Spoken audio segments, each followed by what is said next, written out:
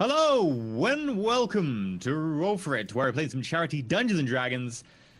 We are back with Bree, and unfortunately, you're in the tulip slot at the moment, Malthus. I've just realised. How dare you?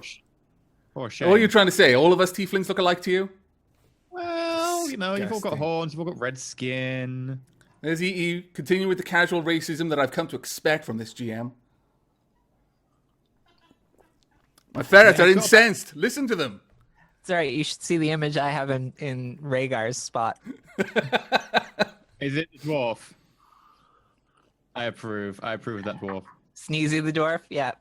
Yep. I put it up there when I thought that he'd be playing because he had said that he was going to play, but without the cam. And so I put it there so that people would know that he was here. And now he's not here, but I've still got the image there. It's like, well, I had to at least show people. Now I'll take it down.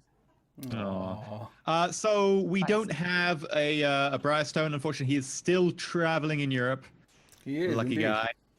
And we don't have a solar gamer because unfortunately he is ill. He's got like a fever at the last moment and now has to go lie down. Well, So it wasn't quite at the last moment. He said it for a few days, but... Yeah. Yeah, if you can wish him all the best on Twitter, that'd be grand. Yes. Go tell him soon. But this will be the last Dungeons and Dragons Roll4It session. I'm afraid. I'm dreadfully sorry. This will be the last Roll4It session of Dungeons and Dragons. We've got a few reasons for that. Most of which you can't go into, but don't worry, nothing terrible. Nothing terrible at all. Probably going to be revealed next week, so don't worry about that. And we will be starting up a Shadowrun Roll4It in a few weeks' time. So we'll be playing some Shadowrun. Shadowrun, for those of you who don't know, is basically Awesome. set in like 70s. Yeah, awesome. Set in the 2070s, magic comes back to the world. Technology, magic, dystopian corporations. Mostly about lethal combat and thinking about how to fight rather than just fighting things and stuff. Yeah. It's much about plans and tactics. But yeah, hopefully that'll be interesting to some of you. But let's get on with today. So, does someone want to explain where we left off last session? Because I, as the GM, of course, know all the things that maybe I shouldn't say. Apparently my stream was not coming up, but now it is. Okay, great. Hooray! Yay, Comcast. We're enlisted to help some people with a thing and an attack with some claws and stuff, and they promised to pay us. Yes. We were thinking about skipping town because we've already been paid. Malphite is fine with his idea generally, but he's just, unfortunately, someone plucked at his heartstrings by talking about this thing coming along and stealing children. Malphite doesn't like that idea. So now he's somewhat emotionally invested. Still possibility of being like, I'm more interested in not being cut by giant claw things. But I think So we last where- left off we were about to head out to try and follow up on a guard. You and I were going to go follow the guard while Rhaegar and Tulips went and stood guard at the mansion. Yeah. Because you and I can be very stealthy, very sneaky, and they cannot. Yeah. So, well, Tulips could, Rhaegar can't. No. So Tulips is going in stealth to hang out at the manor house while Rhaegar stands obvious guard, pacing out in front. And Malphus and I was going to go invisible, and we were going to help the head of the guard take a Wayne. nap. Yeah. Take a nap. Oh, sorry, Wyatt, not Wayne. We were going to help And Wyatt then- take a nap.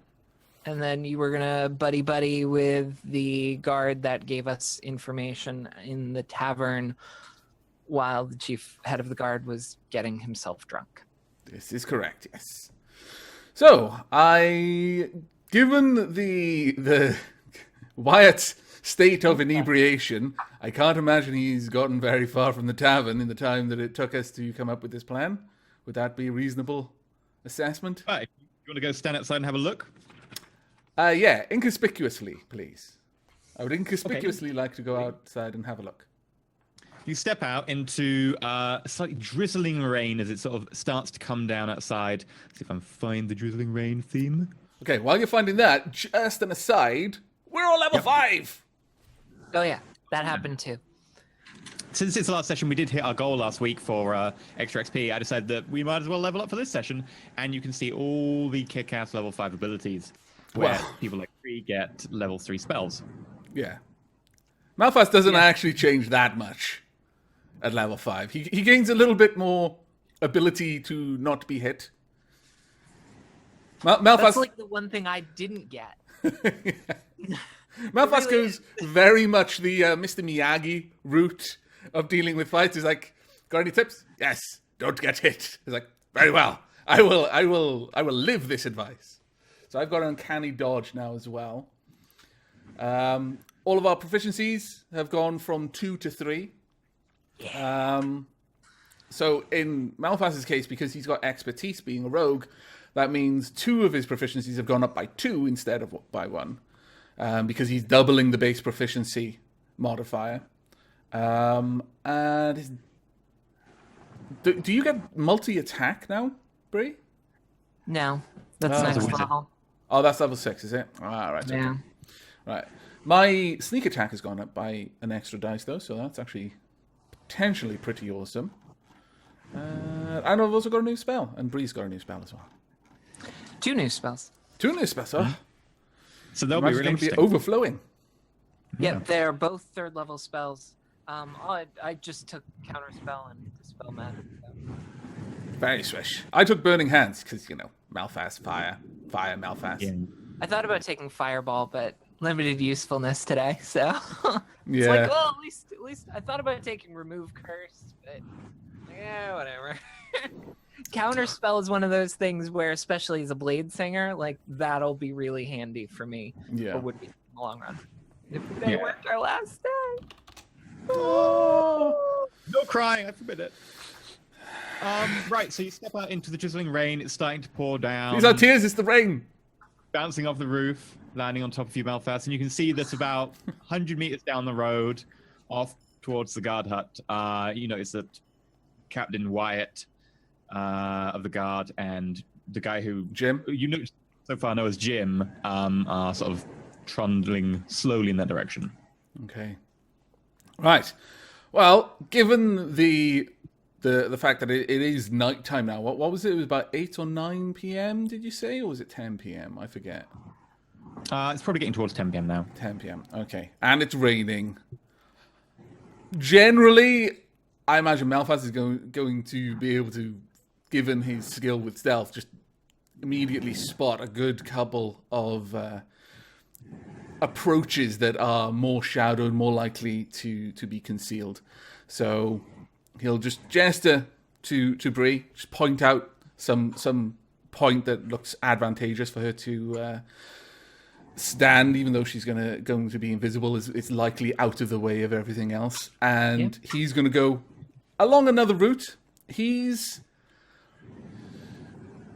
not going to stealth. He's going to approach slowly, just casually. It's much less casual if you're obviously trying to remain unseen. So he's just going to be walking along, but at a measured pace, and slowly catching up with them. Okay, so you're going directly behind them, and you're pointing Bree to sort of intersect up ahead. Well, just sort of the best sort of place where she could just stand out of the way and cast her magic. The least likely to. I'll tell him, if you need to find me, look for Truffles. And then I am invisible. And Truffles, who's totally inconspicuous, trot along next to me. Malphas' tail starts wagging just a little bit more. Starts to absorb the water, and it sort of starts to sag. Poor old Truffles. Hey, it is a magical cat, okay? Truffles is going to weigh like 4 or 5 times more. Drops. Poor Truffles. Oh. At the sight of the waterlogged Truffles, Malphas seems to be a little bit less anxious at this all of a sudden. Almost pleased. Oh, somebody has reminded me I'm not wearing my ears. Thank you, Jonathan Moon. I forgot. No, he is. Terrible. I know. Thankfully, Malphas was gesturing, not saying anything. So. Okay, so you manage to start tailing them.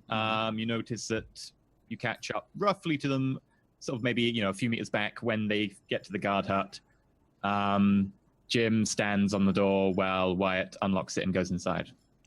Okay. It takes him a few attempts to actually get the key in the lock, but he does manage it. All right.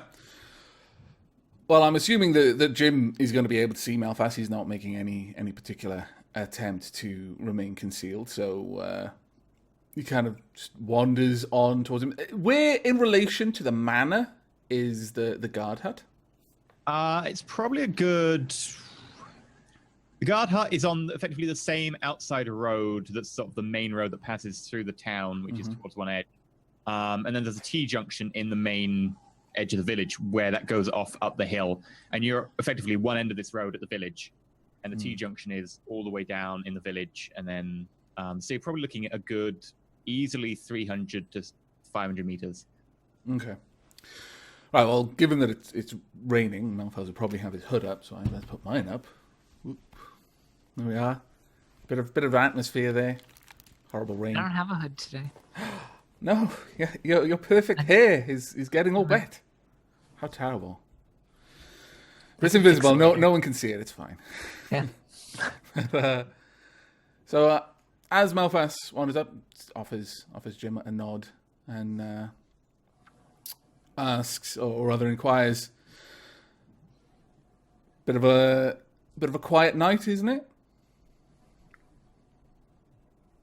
Yeah. It's normally pretty quiet around here. When children aren't being taken. Says the disembodied voice from all around. Oh, that would just be mean. That would be horribly mean. Yeah. Yet entertaining. Okay. Well, my companions, the bard, the dwarf, they're up at the manor, standing watch. Seems that it might put the lord and lady's mind at rest, if nothing else.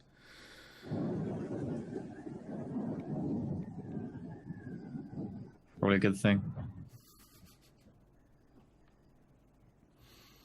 At that point, Malphas just kind of leans to the side, peers in to see if he can see what the guard captain is up to. Sure. You can see just through the sort of the crack in the door as it sort of swings a little bit in the wind. He's crouched over one of the crates, the crate you saw earlier that contained several bottles. He's offering a bottle and taking a swig. Right. Just kind of gesturing to the guard and in a slightly lower voice. The guard captain, that is, he said, "Is he often like this?" More often than not. And is it just you two, the guard of this town, or are there other constables? There's one more. He's up at the manor right now. Right. How many people live in this town? Got to be, I don't know, somewhere above 250? 2 constables and a sheriff. It's a lot of people to try and protect. Yeah. Well, normally the troops are around here or passing through. Okay. Mind if I stand under the gable for a few minutes? The rain is pretty hard at the moment, just until it eases, and then I'll be on my way again. Got to catch up with my companions. The opening to the guard hut doesn't really have a gable. It's doesn't effectively like a well-built shed. No gable or anything. I was expecting something a little bit more for the guards HQ. Okay, a well-built shed. It's a fine, stout shed. Defend many raids, and bandit attacks. But okay, well, change gable then to mind if I stand in the shadow of the building for a little bit, just until the rain eases. Sure, but we'll need to head out in a few minutes. And as he mentions that, Malphas has another peer inside. Is the guard captain starting to inspect the evidence more closely, shall we say? He is finishing off assessing the evidence. You can see that the bottle is about half empty now, and he's sort of slowly starting to restopper it. Okay. With that, Malphas kind of leans back. He's kind of to the side of the door, and just kind of nods to Jim. Yeah, of course. You're going to be heading off again. I imagine you're going to be patrolling the grounds all night, given what's happening. While he's talking, he just uses his tail just to nudge the door a little bit more ajar, a little bit wider, specifically in the direction so that where he'd indicated for Bree to go stand, he's clearing the door to give her line of sight into the room. Okay. It's easy enough. You just make a sleight of hand check. Okay. Very low threshold for this one.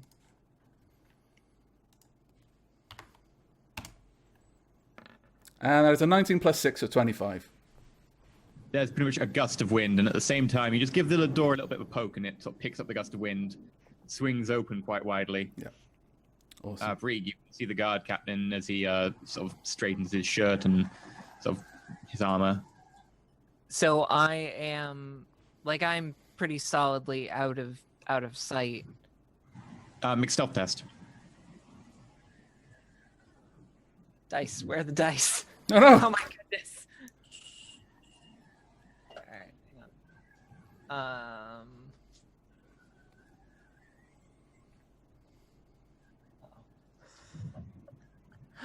Would I be able to say I'm assisting because Melfast pretty much picked out the spot to tell her to hide in?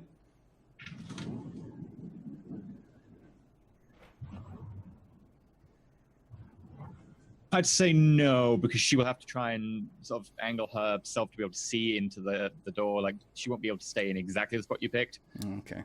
But good try. I might lower the threshold by 1 or 2. Okay. Best I could do. Sorry, Brie. Alana, rather. That's a 14. Okay. You think you're stealthed? Well, technically, I am invisible, so you're more a matter of if I cast the sleep. You advantage on the stealth chest. I believe. But if I cast sleep while I'm invisible, does that count as an attack that will make me no longer invisible? Well, they're both concentrations, so definitely. Okay. But you had an advantage. Sleep is not a concentration spell. Sleep's concentration 1 minute. I'm looking. Making sure. Also, I believe it counts as if you cast a spell while invisible, you do become visible. Well, I think it has to be an attack, but it is not concentration. It is just 1 minute for sleep. Really? Page 276. And then I'll go look up invisible. Yeah, if you look up invisibility.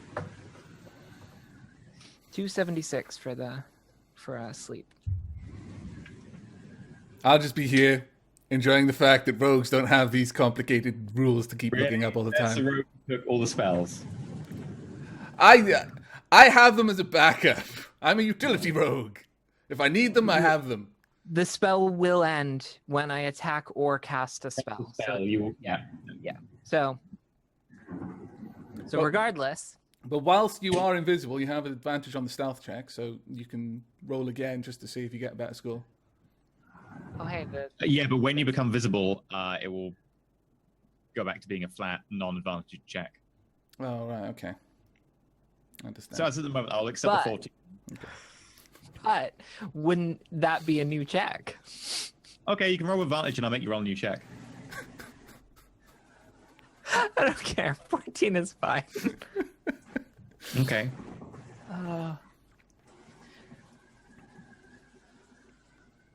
So I think I'm stealth. All right. So I will, more than being stealthed, is there a way that I can cast this spell where I am not in line of sight of the guard, but still can cast it on the guard captain? Sure. You're actually basically in a sort of slight side alley. So if you just look slightly around the corner nearby, you can just see in through the door. The guard will be just to the side of it. If he leans, because he's the only one that we have to worry at all about. All right. I am going to go all out with this. Ooh. So just to be sure, Melfast is, when he did the sleight of hand check, he was engaging Jim in conversation. You know, specifically, you know, he's not new to the whole shenanigans thing of keeping someone occupied while someone picks their pockets, and this is effectively just an extension of that. So he's actively trying to keep Jim's attention whilst also setting things up. Just roll a charisma check. Oh, okay. So that would be +3. All right, 9. Here we go. I am casting sleep at 3rd level, Wow. which is 98. I can only assume this is slightly overkill, but I approve. But we don't know. Go big or go home, indeed. So I only have 68 available in my hand at the moment. So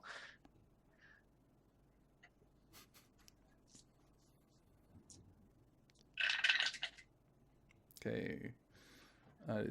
I rolled well too. You actually did. 6, that's 12. Whoops. 35. 19. 27. And you already counted it? Yeah, 35. 35. 35. Okay. Then 2 more.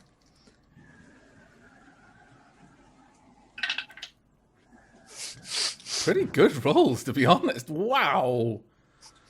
Just wow, 49 hit points worth of sleep. And where were you targeting this? I was targeting it on the guard captain. Okay. Remember that it does actually affect, like within 5 feet, isn't it, of anyone nearby? A bit more than that, I think. But yeah, Oh, Aavak, is what's your HP? My HP is not anywhere near that. It is 27. And how much do you get total? It was 49, wasn't it? 49 she got, yeah. Yeah. This isn't. You don't make a test to resist, do you? It's just instant. If you've under that hit points, the spell sends creatures into as a total as creatures within. Starts on the lowest and moves up, I believe. Or does it start on the highest and move down? It starts on the closest, I think, and then moves to the next closest. Sorry, I forgot to put the. I think. I was sure it said something about starting with either the highest or the lowest and then moving through them. But I imagine it does start at the epicenter.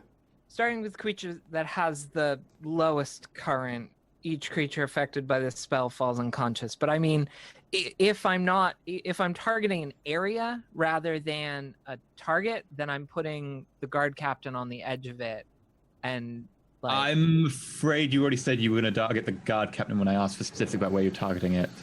Which was based on the assumption that I was able to target an individual, not an area of effect. You should know your spells. Drat. But what happens is there is a smashing of glass sound as the guard captain immediately falls over on the floor, the bottle in his hand smashing and scattering bits of glass across the floor. Okay. And then next to Melfast, Jim sort of goes a little bit woozy and collapses on the floor to his side, Right. blocking the door. Does Melfast go down? You feel tired. I feel tired. Okay. You shake it. You're fine. All right. All you have to do is rouse him real quick. Yeah. As Jim is starting to slump, like Melfast can feel the effect of the spell, perhaps because he knows what's coming. He's more keyed into it and immediately starts to try and shake off its effects, whether that's what happens or not, who can say. But seeing Jim start to kind of slouch in his position, he just reaches over and just hand on the shoulder, just gives him a short shake. Just, you all right there? Late night? How much sleep yesterday? I mean, I guess everyone in the town's probably going to be on edge, probably not getting too much sleep. Yeah. And peeking inside, Mav says, "Oh, it looks like your captain may have." He makes a point of starting to say, "may have been without sleep," and then looks at the bottle and is like, just kind of turns off and just closes the door. Does that happen often as well? Malphas asks. Looks at you and goes, more often than not.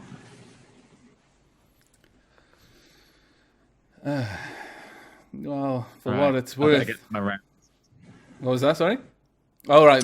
Why? Jim is saying. Yeah. Well, office still open for company if you want someone to walk with you on your rounds. I mean, if you're heading the way of the mansion, I'm going there anyway. Okay. Well, head towards the mansion. I was planning on going around the edge of the town first, but I can walk to the mansion first if you want.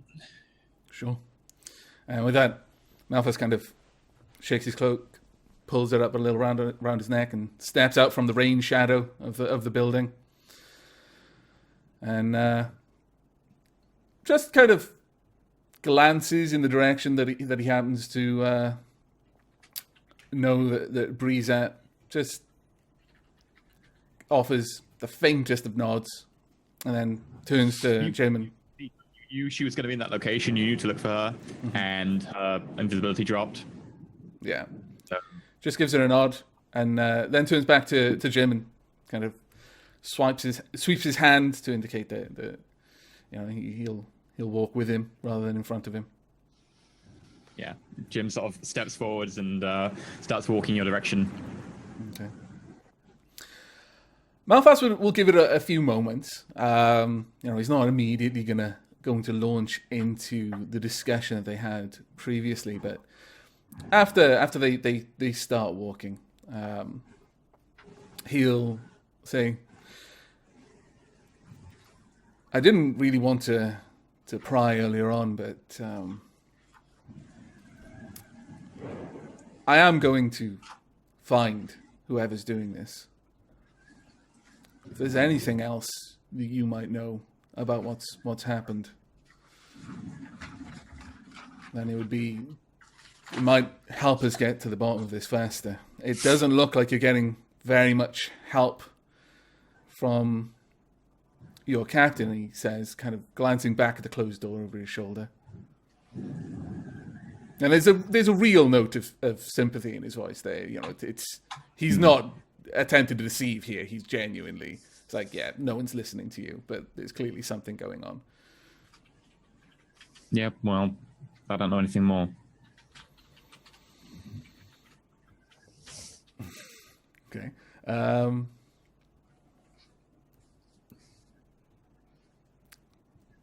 Would it be too much to ask about the details of your son?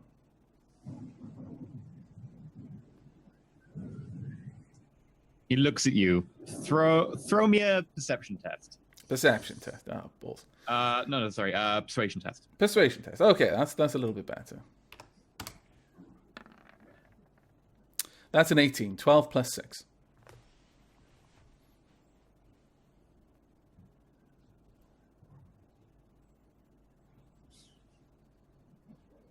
Look, I know you mean well, but just too much. All right. You've been here for a while, though. You know what's happened to the others. It's not stopping. And it doesn't seem that, as much as you mean well, I know you want this to end. But if you could end it, you already would have. And the people who could help you, they're not helping. I am. I mean to put an end to this. And it's not just the money. If there is anything you can tell me, anything, doesn't matter how small it is, any detail you've brought up and someone has shot you down for, I'm ready to listen right now, and it might make a difference. Whether it'll make a difference to the ones that have already been taken, I can't say that. But it'll make a difference to the next one who would be taken if I can stop it here. He goes a little bit red in the face with what you gather to be maybe some mild sort of inner anger. He looks at you, stops in his tracks, rain sort of bouncing off his helmet, and he gives you a solid, 10-second long stare before he says, if I knew something, I would have done something about it. What I do know is kids were taken, houses, locked doors, locked windows, no sign of break-ins. Every time. Only thing ever found is windows unlocked on second floors and stuff. No one ever managed to find who was in there. No trace of anyone abducting them. Apart from one time. And at that point, Malphas clearly perks up and turns to fully face him.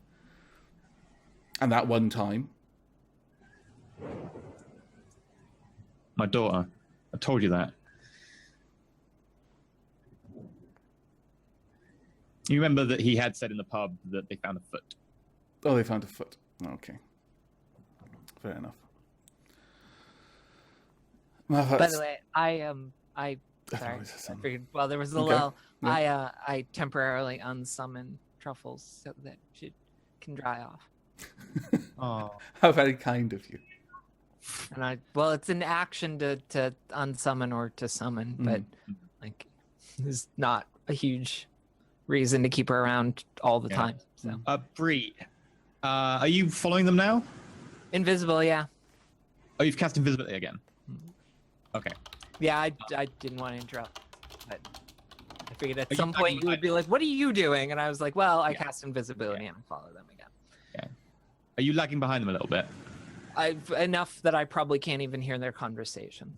Okay, so you're probably still within sight of the guard shed, which you notice that the door opens, and looking curiously and slightly hungover out into the rain, the guard captain, with sort of a slight cut along his cheek, looks out sheepishly before closing the door. On which side is he when he closes the door? Which side of... Does he close it after stepping out, or does he just get him slink back in? Stays inside.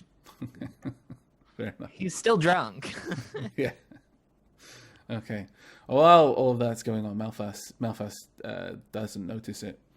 And he just asks, is this the first time someone was attacked? First time someone... I'm going to assume that whatever attacked the Lord, given from what we've already seen in the manor, it seems something was near the cot of their newborn. Perhaps the Lord disturbed it. Is this the first time that anyone has been attacked by it? Did you find any... Has anyone complained about anything? There's got to be something. It can't have just been stealing children all this time, and only once has there ever been any evidence of it occurring. The only other time, a mother and a baby went missing while popping down to one of the wells for water. I don't even know when that was connected. Maybe not. And other than that, has this always happened at night? Seemingly, yeah.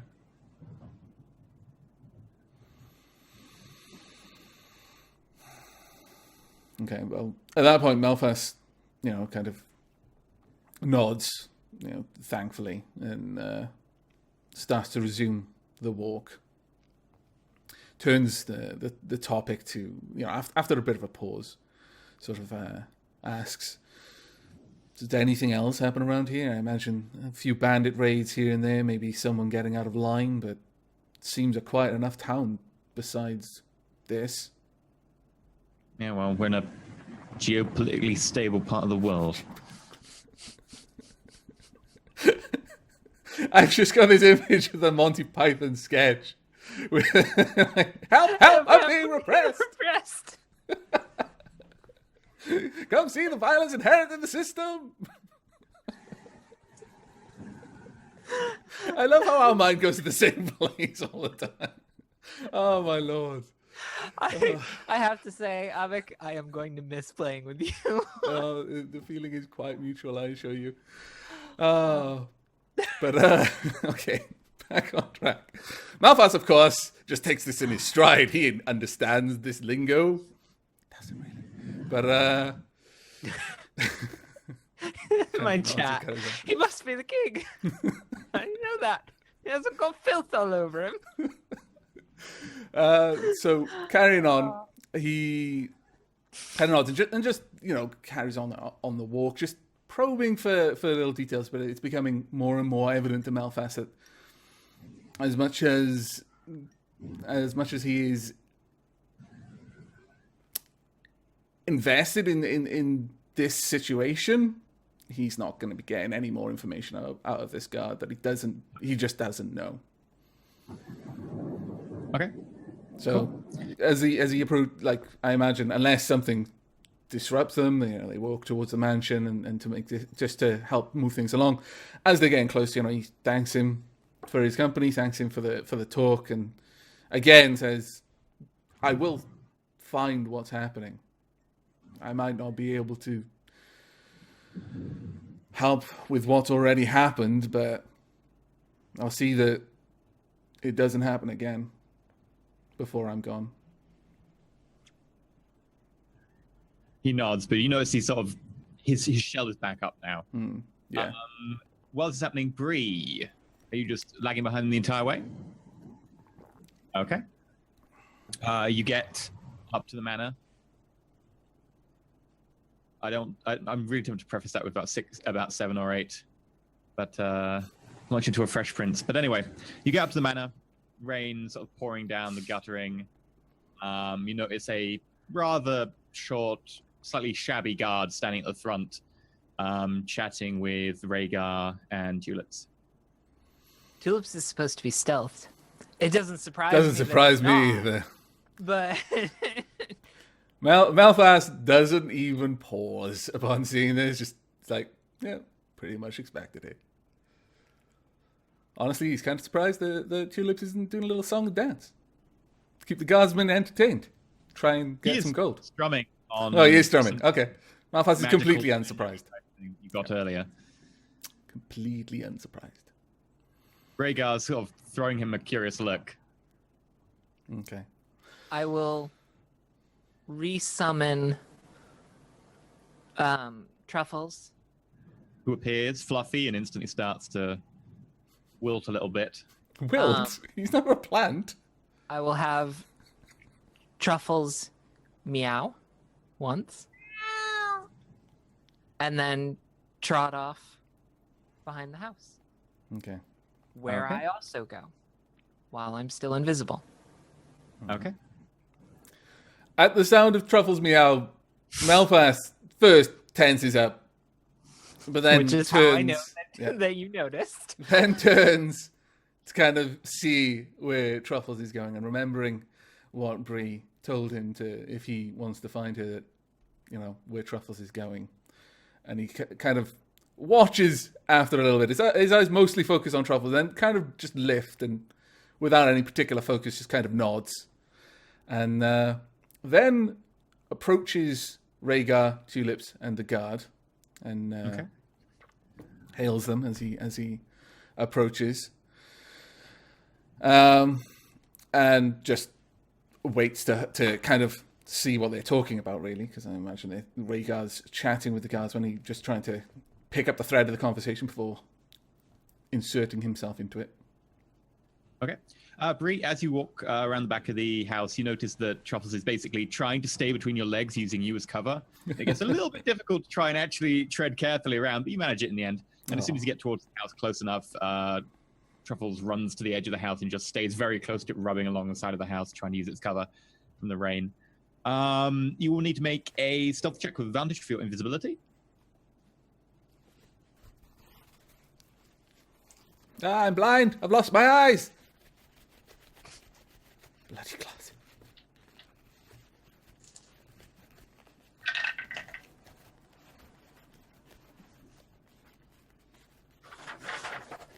And that is 22. I rolled a 19 and a 13. Higher of the two, 22. so the short diminutive guard, you notice, briefly looks over in your direction before just shaking his head and going back to being amused by Tulip's playful strumming. You managed to get around the back of the house. Did you want to do just generally be on watch there? No, I want to do a quick peripheral search, see if there's anything, any way for Truffles to easily get into the house, but stay within 1,000 feet of me so that we can communicate via telepathy. Truffles will like that because she'll stay dry. Actually, hang on 1 second. I might have a better way to get her inside, which is really kind of disturbing. You can summon them within line of sight if you're looking through a window. Yeah. Yeah. I think that, yeah, I could peek into a window and summon Truffles into the house, but that's what I'm looking up right now to make sure that I know my spells. No, you definitely can. When I was looking at Malphas's spells, if it wasn't for the fact that I think it would be hopelessly disloyal to Gwen, Malphas would have picked up a familiar as one of his initial spells. There are all sorts of ways you can use that spell, my lord. Reappear in any unoccupied space within 30 feet of me. Mm-hmm. So presumably I don't even need a window necessarily, but I'm assuming I can find a floor window. Yeah. You look around the house there. All the windows are shuttered, but you can just about see through one of the shutters that's ever so slightly damaged by bouncing off the back, that it's a little bit askew. You can just see into the dining room. Great. I would like to basically teleport Truffles into pocket dimension, dry off, into the house. No mud. It's great. No little kitty prints.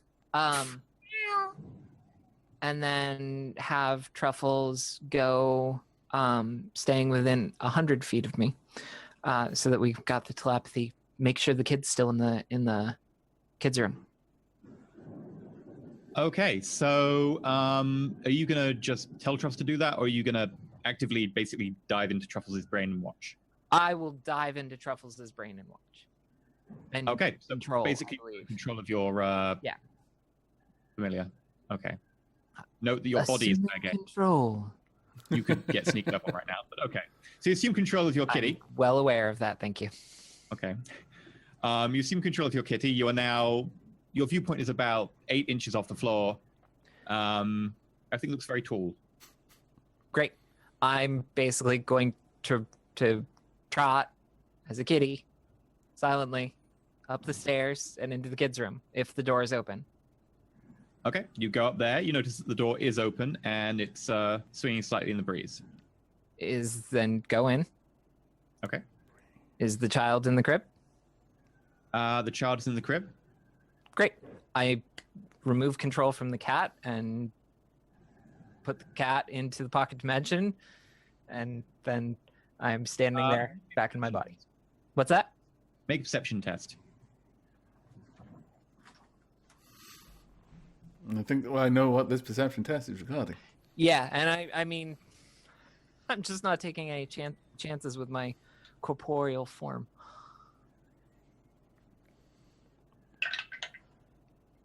Ugh. 8. Okay. It appears as you sort of peer up into the crib that you can just about see the body of a baby in the crib. The body of the baby. That's not ominous at all. Yeah. You can't get a very good view because of your height. So when you have to peer up, you can just about see that there is something baby-like swallowed in a load of cloth or whatever in the middle of the crib. All right. I am not going to unsummon the cat, though. Okay. I will leave the kitty in the room. Yeah. Keeping guard on the kid. Okay.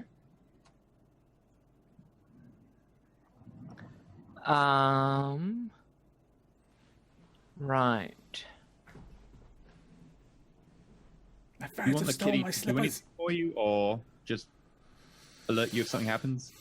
Pretty much alert me if something happens, like to keep an active look on the room, like and it's not an entirely uncommon thing for animals to do with children too. So even Kelp cats. jumps up onto the chair nearby, curls up, and watches the crib.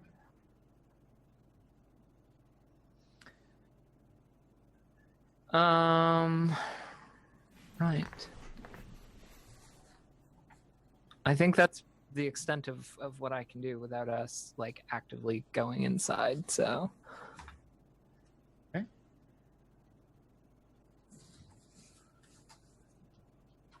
So that's me. Make a Oh, for intelligence. Christ's sake. Hang on, sorry. Please salute our newest officer. Sorry. There we go. Thank you for resubscribing. Oh, I'm sorry. What did you say, EE? Please make an intelligence test. Intelligence. Just be an easy one for you. Should being the operative word. Yeah. I mean, it is a dice at the end of the day, so. I guess this is on behalf of the cat because you're no longer in the cat.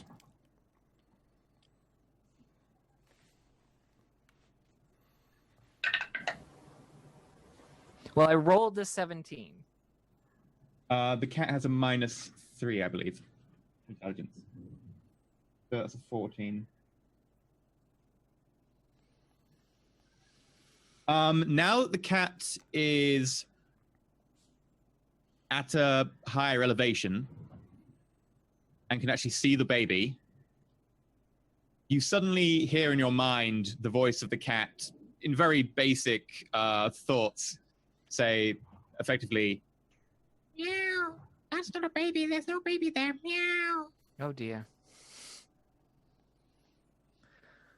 I will go back into the cat and see for myself. okay, now I think you have to make an intelligence test. I'll give you advantage. Well, all right, hang on. Before I do that, let me.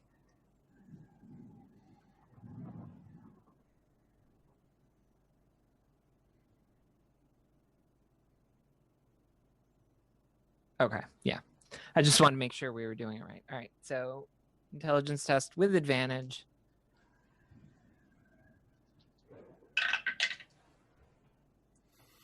You've got to be kidding me. You dive back into the cat. I would like to use luck. Does luck Okay. give me a complete reroll, or does it give me a reroll of one of those dice? I will look it up. Now, just reroll one dice. We'll find out if you need to reroll a second one in a second. Because it might just be, you might reroll really amazing on that one dice. Fine. That would be a 16. You, for the moment, just see the baby there, perfectly normal. And then you take another look, and suddenly you realize that you are looking through an illusion. Interesting.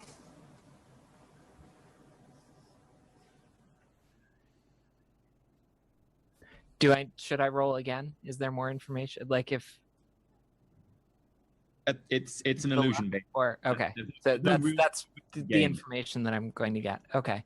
It's an illusion of a baby. Great. Interesting. Okay.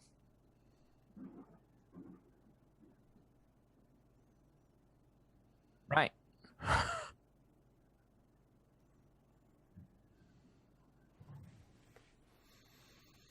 Great.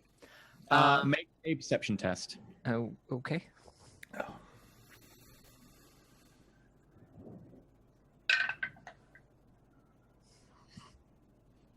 No thanks. Okay, everything's cool. Don't worry about it. It's like a 4 or something like that. 5. It's 5. Oh, well, that makes all the difference. Right? Yeah. Right. Yeah. It's fine. Don't worry about it. Great. Great. Those dice. Why do they hate fun so much? I am going to.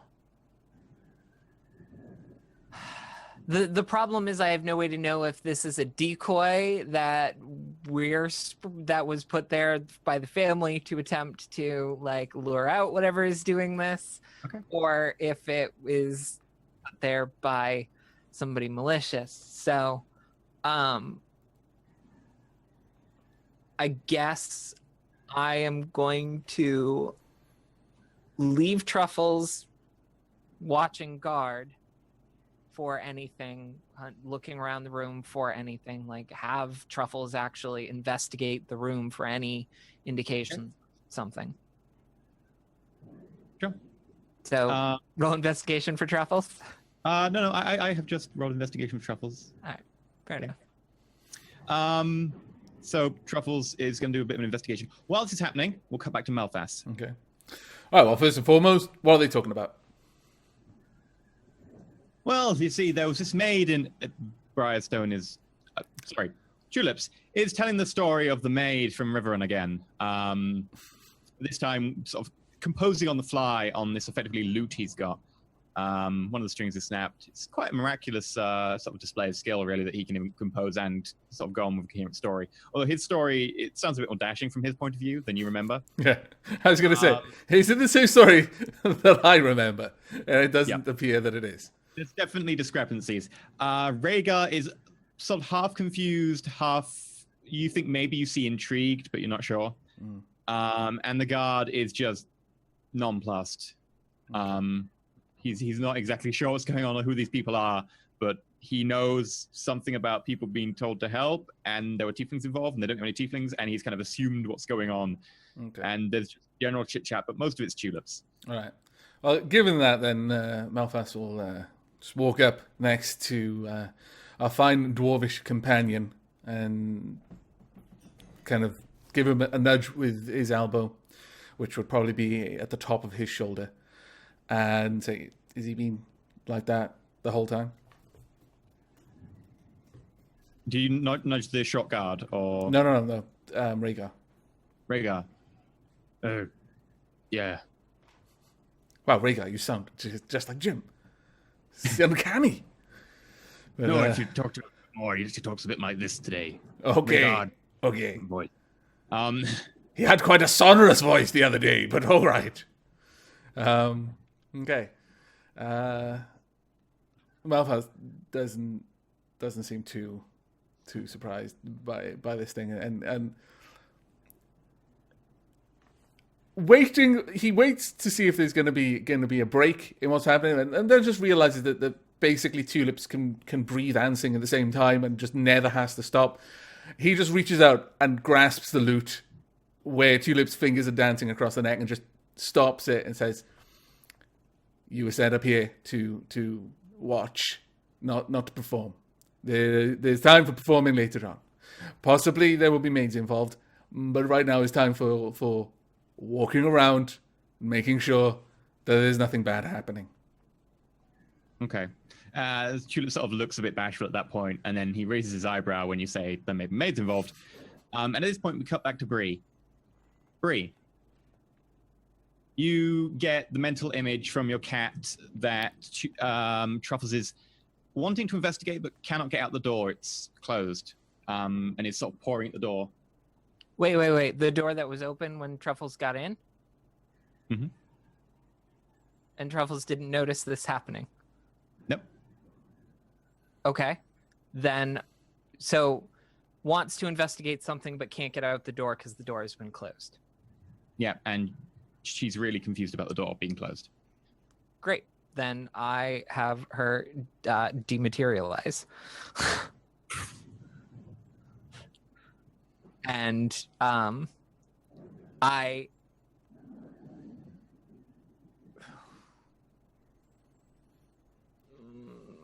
have her rematerialize back in the dining room again. And go and investigate. Okay. Carefully. Not that anything can actually happen to her, but... I don't know. He's got that weird look on his face. That kind of half grin. Like he's trying to be conniving, Devious. but he's not sure. What's the age of a cat? You do realize if you harm Truffles, it won't just be Blamey E that's going on Twitter. 12.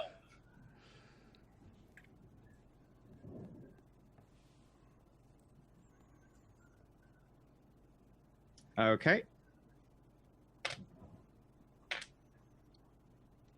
Your cat has 2 hit points, and you just hear a loud wailing, and you get this sort of psychic whiplash against your mind as she is forcibly dematerialized by some kind of attack. All right. Well, she's still in the dining room. She was just into the hallway when that happened, but you went dived into her, so she wasn't reporting anything until she found No, it. but I am looking in a window. You can only just barely see him because the shutters cover most of the window. You could see that she walked into the hallway. I run to the front, dropping invisibility about 2/3 of the way to the group and say, "We need in there now. What? We meant to keep guard outside. Now." And she Make starts running back and bangs on the door and starts circling around because she knows that regardless of what the guard does, you guys are gonna listen. Make a just general charisma check. I guess it's. I will just add to your proficiency modifier because it's neither charisma or deception. It's like command. Well, we could average the two if you want. Yeah, go for it. Deception is +2, persuasion is +5, so it would be 3.5. But okay, go with 3 because you round down in D&D 5. As she's doing that, Malphas just reacts to the fact that she's rushing around, and I'm assuming that he can see on. Oh, it's just 19 anyway. I was going to say he was going to try and. Yes. pitch in, so. The guard instantly just turns around, pulls out a bunch of keys, and starts trying them in the lock. she immediately starts running around and gestures. Tulips or Melfast, around the other side. Cover the perimeter. Melfast gestures for Tulips to go. Okay, Tulips runs around the other side. And he I want also somebody perceptive. As the guard is fumbling with the lock, Melfast just gets frustrated, says, "Hurry up!" and nods to Rhaegar. Kick the door down if you have to.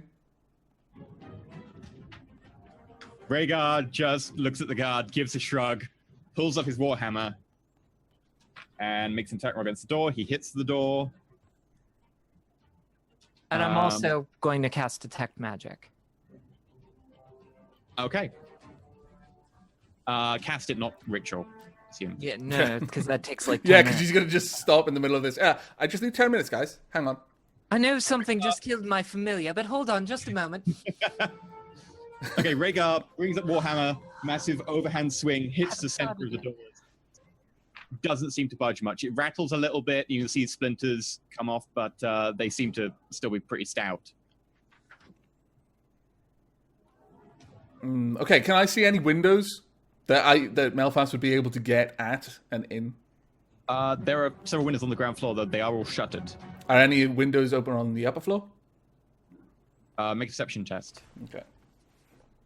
I hate perception. I hate perception so much. Why did I not get any wisdom? Oh, 18? You tease. Tease. Looks up to be fine. Guys, just so that everybody knows, Twitch support just tweeted out something that my community has been confirming. They tweeted, "Our engineering team is currently looking into site-wide loading issues. Hang in there, baby." Right, okay. So Thank you very much. Twitch being normal. Twitch being twitchy, yeah. Yeah. But I figured it was worth all of us mentioning that, hey guys, okay, we know there are site loading issues. That explains a So lot. if you're having maybe ever so slightly dodgy connection, but you anything can like that. see, or maybe your chat isn't loading, might be worth not reloading the page just in case you just can't get back in. Yeah, there are some people in my channel that tried reloading and now it says that my page doesn't exist. So, which happened to us about a week ago or something like that. Yeah, no. Unfortunately, this is a bug that happens fairly regularly, like once a week or something. But yeah, you don't see any windows available, Malfas. Okay. Rhaegar takes another swing, and this time just hits one of the iron strips on the door and bounces off. All right. Is the guardsman getting anywhere with getting through? Kept back from this. He's not going to try and put a key in the lock while Rhaegar's pummeling it. All right. Picking a lock is a sleight of hand check. Is that right? Yeah. Okay. Malphas just reaches out to snatch the keys off the guard. Okay. Does he let him have them? He just is standing there, Okay. a bit shocked. He Okay. just lets you have. Man test was pretty good. Based on Malphas's fairly extensive knowledge of locks and how to break them, is he going to be familiar? Well, this can't be the key for this lock. It's the wrong shape. This can't be the key for this lock. Can he just try to isolate just through process? Lockpicking also has a sort of general combination of locksmithing and your familiarity with locks and keys. So if you want to roll me that as a test, I'll then apply it to you guessing which key. How fits. do I do locksmithing? Your proficiency plus your tools, and you don't have any tools, but I'll just. I've got thieves' tools. Yeah, he does. Yeah, but you've got the keys for the. Yeah, box, so it's just. Oh, you don't have which it, then you don't which need. sorry, which rolls do I need? plus Dexterity plus proficiency with. You have proficiency with thieves' tools, but it will be proficiency with actual key, which everyone is proficient with a key. Okay, so it's +3 then, because I've got base +3 proficiencies. Okay. Yeah. So it's Dex plus that, so it's +6 then for me. Plus 3 now, isn't it? Yeah. Yeah. Sweet. So that's 18. 12 plus 6. Yeah, you pretty familiar. You look at the lock, you look at the keys, and you just pick out the right one. It's sort of a brass, sort of embossed one, and quickly turn it, and the door begrudgingly creaks open. Where is everyone right now? So we've got Tulips at the back, Rhaegar's at the front of Melfast, and the two guards. Bree, where are you? I wanted to make sure basically that the two rear corners, so that we could both see the rear and the sides, were visible to the party, and that with my detect magic, and that Malphas and everybody else has the front covered. So, what's the range on detect magic? It has to be a location you can see, doesn't it?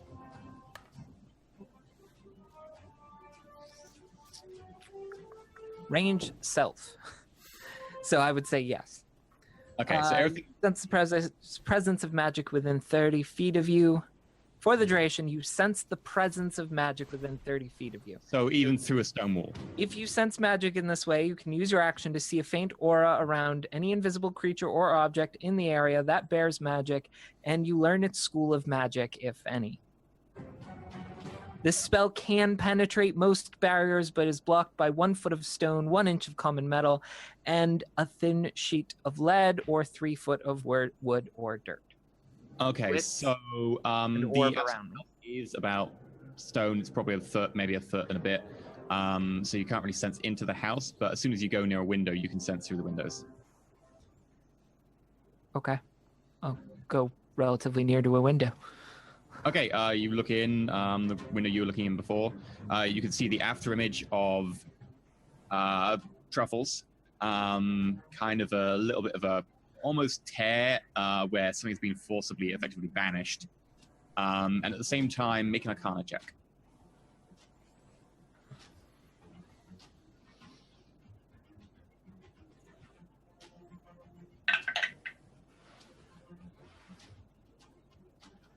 $17. 17. Okay, so you look in around where Truffles was. You can just about glimpse through the gap in the shutters to get even better view. You can see what you see through the shutters, but this way you can see outlines and auras.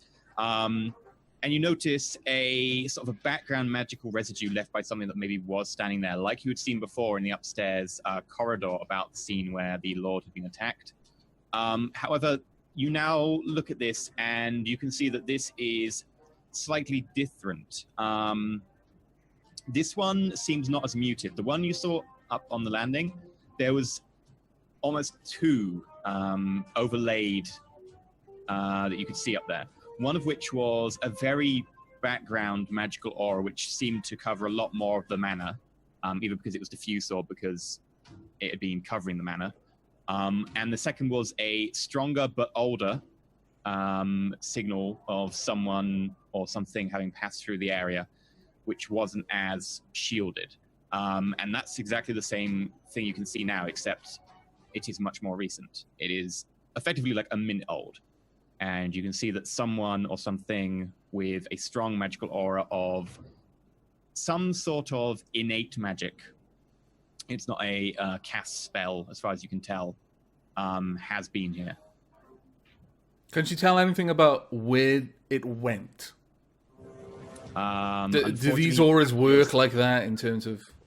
You could track it, but you'd have to enter the house to follow it, because through the walls you cannot sense anything. They're too thick. You can see through this window and then in through the door to the hallway, and you can see basically the hallway. Something has come down the hallway and got to effectively where Truffles was. Truffles has been banished, and then it's either gone back up Zora or it's disappeared. How easy would it be to get through this window? It's effectively a plate glass window and a couple of shutters on the outside. Not particularly hard. I will go through this window. Okay, well, while Briolana is about to hurl herself through the window, Melfas shoulders the door, but only pushes it a bit, and then kind of indicates for Rhaegar and also the guardsmen, people with armor first. Okay, so And the steps guardsmen look at each other, and they sort of flank in, but not before Rhaegar. A bit more experienced in this. It sort of rolls through the door. So 3/4 roll comes. I love that. It's got a pretty good center of gravity for it. Okay, well, and once some people start moving through, because they're obviously going to push the door much wider, Malphas knocks an arrow, and is just literally aiming over the shoulder of Rhaegar as he goes through, ready to shoot something over his shoulder, but is there anything that he sees that would immediately appear hostile? Make a perception test. Okay. 7. No, nothing you can see. Okay, It seems perfectly normal down here, actually. At that Very well. point, you hear the shattering of glass. 3. Am I in? You will need to make a... Do you want to acrobatics it, or do you want to brute force it? I will acrobatics it. Okay, so basically you can step backwards and then take a running jump and basically turn yourself into basically a spear, feet forwards onto the window.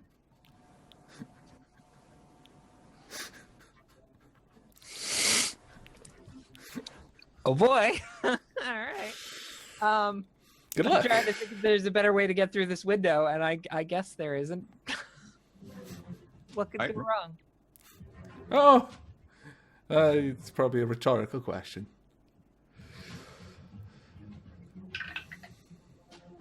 Not a bad roll. What is this? Acrobatics? Yep. 16. So you basically step backwards a few steps. Tulips looks over at you quizzically, and you just break into a sprint, jump midair, sort of go feet first, forwards, crouch your body down, hit the window dead center. The shutters splinter inwards, smashing into the glass. Glass breaks, going over the table, and you land 3-point landing in the middle of the dining table. And I start my blade song. Okay, and you start singing. At the same point, basically a screeching, wailing sound that Bree, you would recognize as an alarm spell, goes off, and the entire house is now alive with the sound of arcane screeching. Good. Okay. How far would follow this that sound travel far. into the town, by the way? Not over the sound of the rain and the beginnings of a pretty light storm outside. Okay.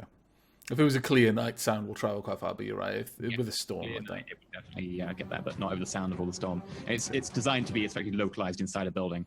But yeah, we'll cut back to Melfas having heard the sound of breaking glass. Okay. At that sound, Malphas leans back, looks to the side, sees if he can isolate like where the sound came from, because he'll know which direction it came from in relation to him. Came There's- from effectively the house. Right, okay, well, it's too far away. He's focused on what's happening in front as Rhaegar and the guardsmen file inside. Malphas moves in and just shouts out, "Find the lord and lady, find the child, make sure they're safe. The guards instantly start running up the staircase nearby. Do I hear him say this? Make a perception check.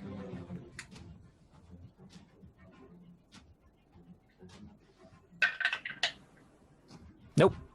I You do do not. hear it, I'm afraid. To be fair, the screeching is pretty. Yeah. Glass, and you've got this adrenaline pumping in you, and your blade song just beginning. Okay. And great. how does I want to Rhaegar try and react? follow the aura. You want a pub? Try and follow that aura. Okay, you walk out into the corridor, and you can see that it has come down from the stairs, or goes up the stairs, goes towards the front door, and it takes an abrupt turn and loops around the room, and then goes back upstairs again. Up the stairs. Okay, so you bump into the guards and Melfast as you all sort of jostle to get up the stairs effectively. It's been the one staircase up. Okay, seeing her come through, Okay. I'm going to guess that she hasn't had time to do her hair or anything else that has happened. There's probably shards of glass or maybe even splinters of wood on her clothes. Now singing her blade song, so she's kind of in an ethereal dance kind of mode. Okay, all right. Well, seeing the fact that she's in combat mode, Balthazar's just going to steer clear but follow. And she will quickly say, "The baby in the crib was an illusion. Something's been here, something killed Truffles." And dances on ahead of the guards, because I'm faster than they are. Yep, sort of jumping between them, light-footed, even taking like a vaulting leap over Rhaegar. You manage to get up to the top of the stairs. Make a perception check. Why is it always perception? I know, I ask myself this all the time. Should have been a priest. I know. Oh, for Christ's sake, 10. I hate you, perception. Wow. 10. You do notice at 10 that the window at the end of the hallway that faces the front of the house, which is effectively next to the room of the baby in, is now freely swinging. Ugh. All right. Is that where the aura goes? Yep. I'm going to regret this. I take a running leap out of it, following the aura. Okay, make an acrobatics check. Given that Because we're only one floor up, Yeah. right? So, I mean, like, it's going to be what? Like, at most a D10 if I fail my acrobatics. Right? Pretty much, yeah. You can't take a lot of damage from a one-story fall unless you critical fail. Given that Melfast was specifically trying to follow Brialana, the guardsmen are probably heading to the Lord and Lady. I'm not sure what Rhaegar's doing. Yeah. Would he arrive just as he sees her go out of the window? Because he's obviously lagging You behind are her. right behind her. You see her Oh, right, okay. start to take a big jump. Okay, so Bree just turns around, sees the window, freely swinging, Natural 20. looks over her shoulder, and instantly just breaks into a run, flies straight through the window, arms outstretched, and crashes onto the ground below. But you don't crash onto the ground. You crash onto something else below you. You're not expecting it, so you really can't put the full force into it, because you're kind of expecting to hit the ground, but you do knock something over right next to you. Can And I you- see it with the detect magic or anything? Yes, you can notice that there is something there, a very strong magical signal of something that is able to disguise itself. It's not just a simple illusion spell, although there is an element of that in there. It's not a spell as well, it is an innate ability. Oh, great. By disguise itself, do you mean it's invisible or it looks like something else? As far as she knows, it's not there. Like, she cannot see it, she cannot hear it, smell it. She doesn't recognize anything right there, apart from the fact she hit something in midair that just stopped her fall. Okay. It also critical one, so you hear a crying sound, and something rolls out from under midair, and it's a baby lying on the ground. I dropped a baby on its head. Wow. The baby was basically being held at about 2 foot up, so I'll make an acrobatics test for the baby at disadvantage. Can I... Well, No, it's fine. Melfast at this point, seeing her leap out without any chance to talk to her, he would have moved to the window and be looking down. Okay, you can see Bree on the ground below. And a I think baby it's- out of nothing. Okay. Yeah, Malthus, you have no idea. You literally got there, and you can see Bree has kind of fallen oddly to your point of view. Okay. And is there not a baby just like materializing Baby. while it cries? right, Okay. right. Initiative time. Got a 6.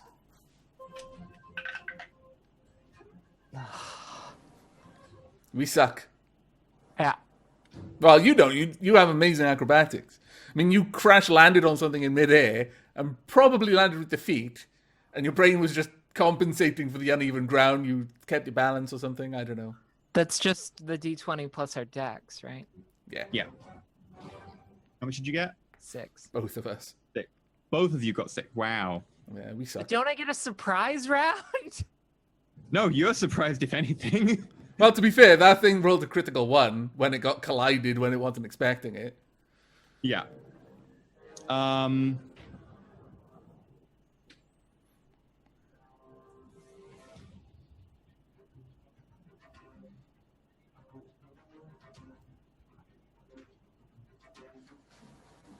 Damn. Okay.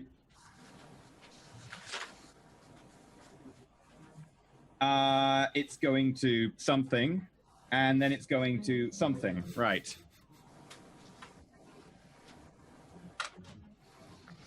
Could I have at least made my roll put me between it and the baby? Sure. Yeah. When you hit it, you manage to roll, get up. It ended up on the floor, and the baby rolls out, and you instantly move to protect the baby. Where's Tulips at the moment? Wouldn't he be somewhere near? Because Yours is at the back. oh, okay. And Bree asked him to keep a watch on the back of the house. Fair enough. Right. Bree. Oh. You take 19 points of slashing damage. Did you roll a 20? 19. I think I would like you to re-roll that. Okay. Luck doesn't require you to see the target. No. 13. Does it hit? What's your AC? 18.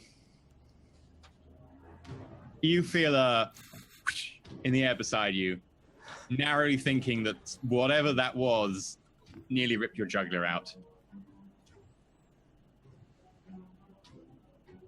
I'm good with that.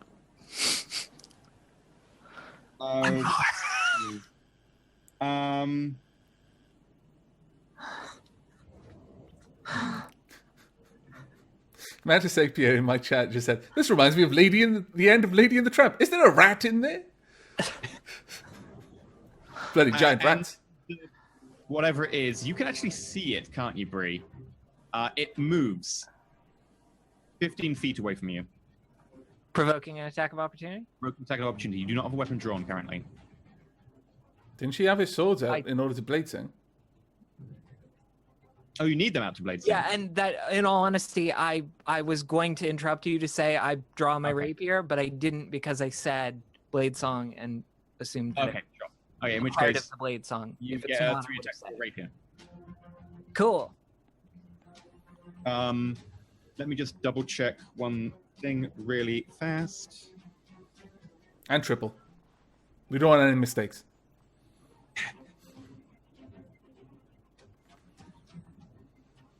That's an action, so yeah, you can make your attack of opportunity.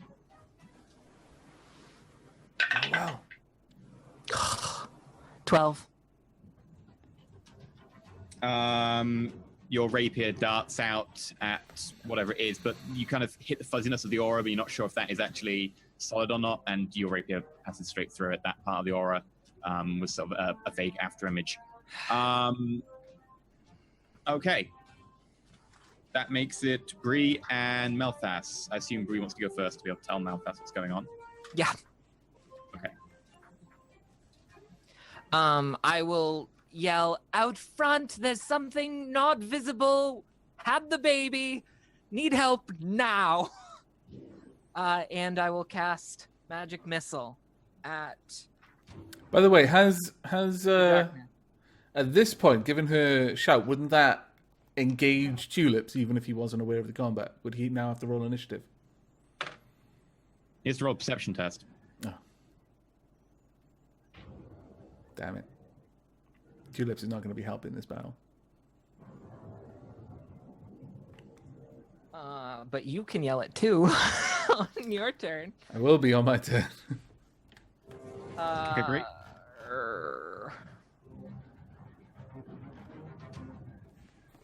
Does Dispel Magic work on innate abilities? Depends on the innate ability. Probably not. Mostly it's to counter someone as they're casting. Or if a... No, that's Counterspell. Oh, okay. I have one of those Dispel now. Magic. Let me check Dispel Magic for you. I've got it. It's on 234. Choose one creature, object, or magical effect within range. Any spell, 3rd level or lower on the target ends for each spell. So it sounds like spells that they've cast on themselves, not innate ability. Yeah, I would be tempted to say it would count on innate abilities, but it would have to be innate ability which is relatively weak because it does say 3rd level or lower. Yeah.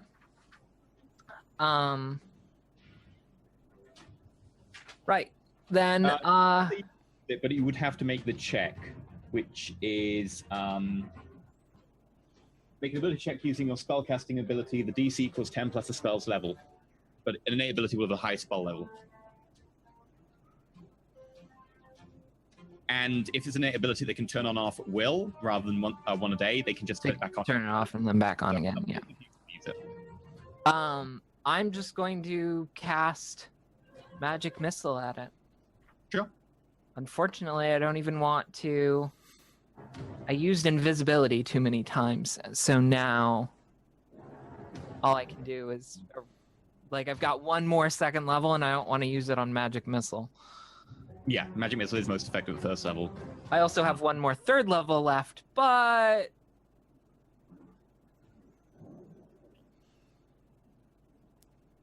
No, not yet. Not yet. All right, sorry. Magic Missile is how many?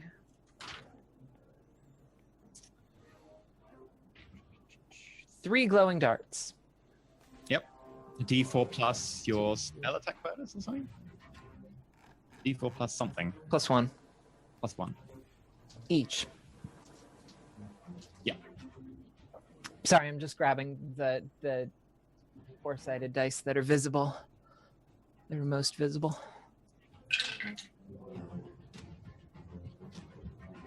$11 points.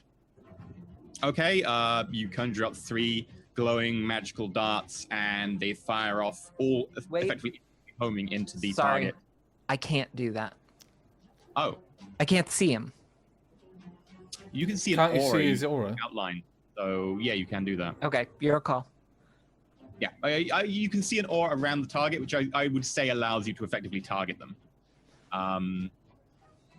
And your 3 darts appear and all home in, and with the aid of that, quite easily hit the target, doing 11 points damage. The aura flickers a little bit and is pushed backwards by the sheer impact, but seemingly it's still upright.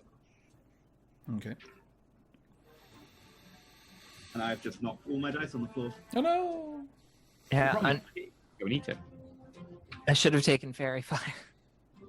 I should have bought that scroll. That would be quite awesome right now, yes. Okay, so that brings us to Malthas. Okay, right.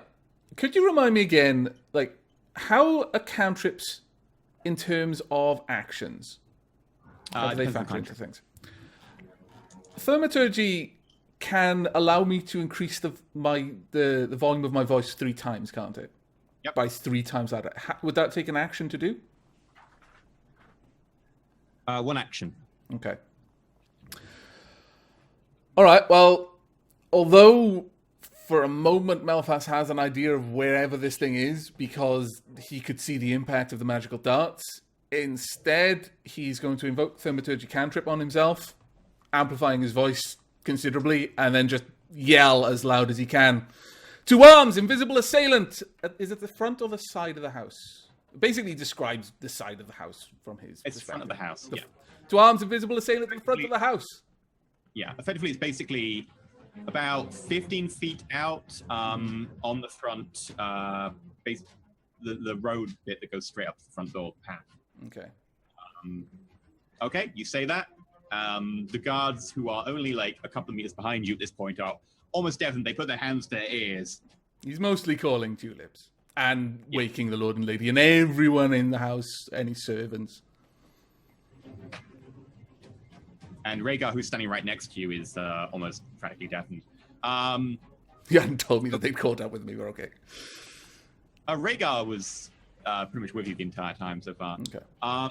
Right. Do you want to move?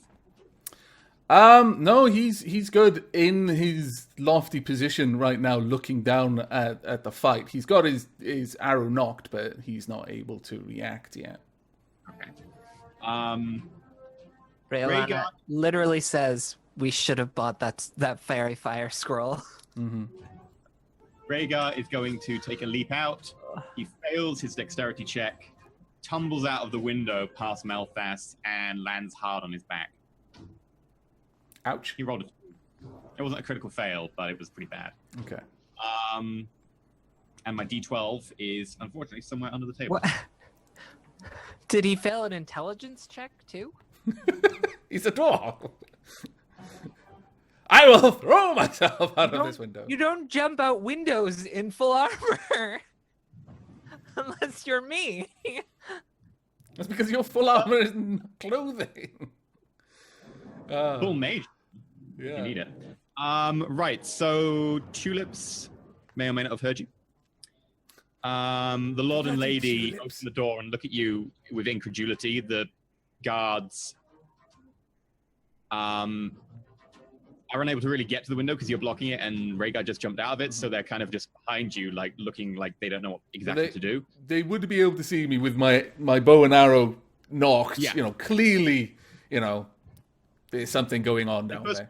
Look out the window and check what's going on. So they're going to take a full action perception test, that's because even if they do a quick action perception test, they still won't know what's going on. No, that's fine. That's fine. So they look out the window and they're very confused. I'll make perception tests for them. One of them cuts himself in a bit of broken glass. The other one, Jim, notices the baby. There's glass. Shouts, Skip my eye! This is in fact glass. I can see it really close. It's now the assailant. I will say, beyond anything else that I do, I want to stay between me and that child. Or between me and that child. Between it and that child. However you want to work that, that's my goal. Provided you're within 5 feet of the child, effectively anyone who moves into combat range of the child, even if they try and pick it up, will incur either getting into combat with you or a reaction as it runs away. Cool. The enemy is going to take a full dash action, and you see the shape sort of disappear in the direction of the town. Balls. Can I yell after it? Sure, it's your turn. You have preyed on this town too long. No more. We will find you. And you will die. Leave. Okay. Is it my turn? Yep. Would I be able to just do a quick... Well, that wasn't my whole turn. Oh, right. Sorry. I apologize. I mean, if you want to go first this No, turn, no. by all means. We'll follow through the turn order. Sorry. That was Sure. derpy of me. Then I'm going to chase after it and cast Magic Missile again. Okay. So you move 30 feet after it. Oh, no, 40 feet because you blade some. Yep. And then you cast Magic Missile. Sure. How far was its dash? Should still be in range for. Yeah. How far was its dash action? 60 feet? It already moved 15, so it's now 75 feet away from the baby. Okay. All right. Brought up to within 35 feet of it. Okay, 1 second. I'm sorry. So So how far away from me is it right now? 35 feet.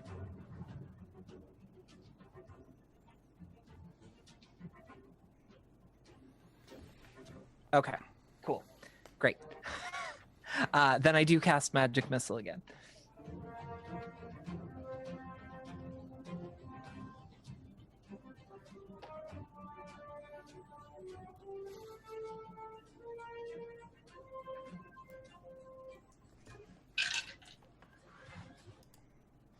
Oof. 10.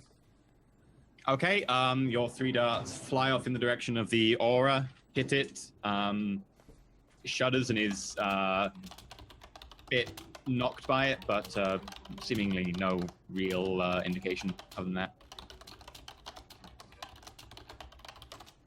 Okay. Is it my turn now? Uh, Right, how much time has passed? Because I'm unsure, because usually in most roleplay systems, they'll say an action is X, anything you can do in X many seconds, a combat is 60 seconds. 6. Okay. Oh, 6 seconds, right. Well, that means that my thaumaturgy cantrip is still in effect. My voice is still extremely loud. All right. I saw where those missiles hit this time, didn't I? Or have they moved? The problem is they're a lot less bright for you, but you can aim in a very good direction, but it would be I've got very hard. dark vision.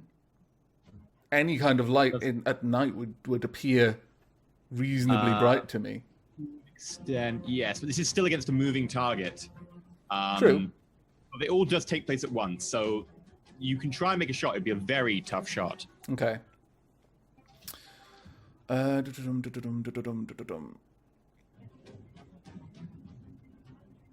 Okay, right. Well, Melfas, it's pretty much one of the only things he can do as far as I'm aware. Let's just have a look through here.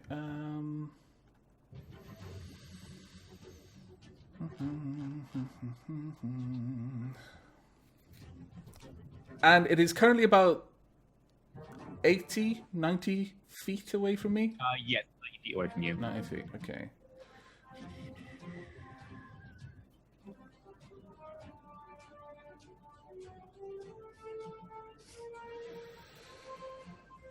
Okay,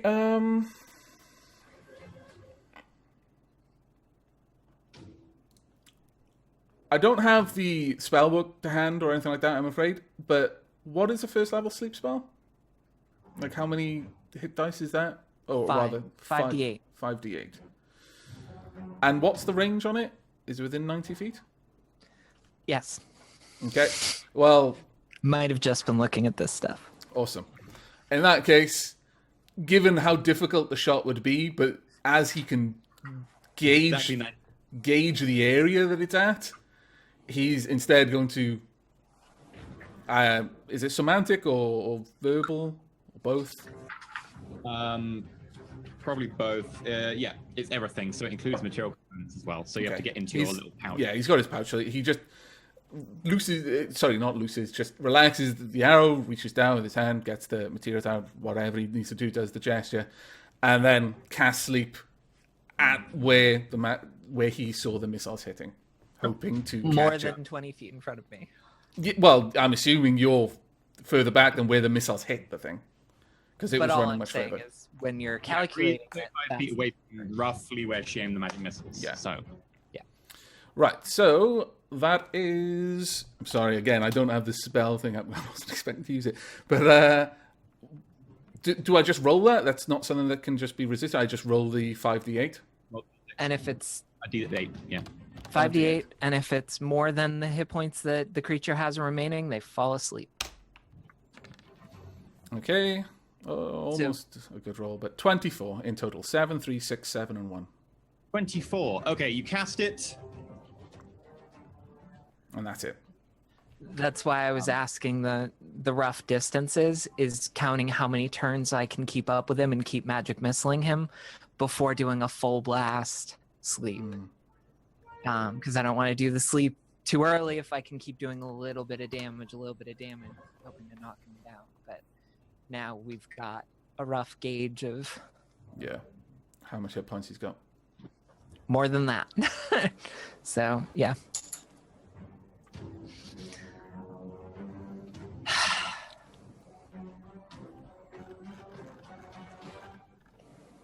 So he doesn't fall asleep. Now whose turn is it? It would now be Rhaegar, the guards. Rhaegar gets himself up and starts making his way in your direction. Dwarves slower. He already used half his move to get up. Okay. He's never going to be able to keep up with you. Protect the baby. You can shout that if you want. Yeah. Okay, in which case Rhaegar turns around, grabs the baby, and starts running back towards the house. The guards run downstairs. Tulips appears from behind the side of the house, Yay! still 90 feet away from you guys. That makes it back around to the top of the round, which is the assailant. Bree, you hear Malthas shout from the direction of the house. Bree, there's more of them. We need your help. Make a wisdom check. I wouldn't care if it was him saying that. Okay. Also, incidentally, Well. would it be as loud as I've been?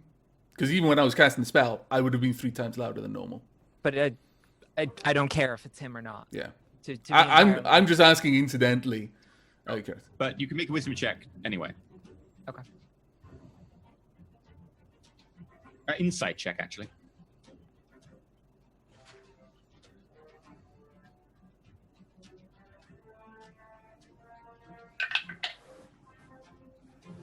Almost a 20.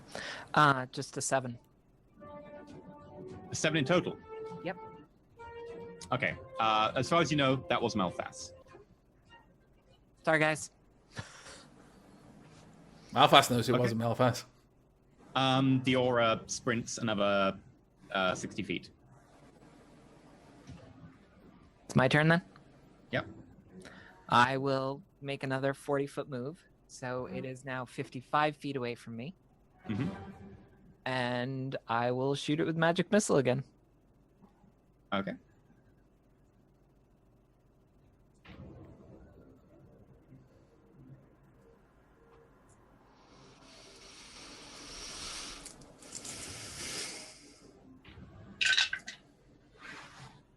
Good roll. 13 total. Okay, so you hit it. It shudders again, but still seemingly fine.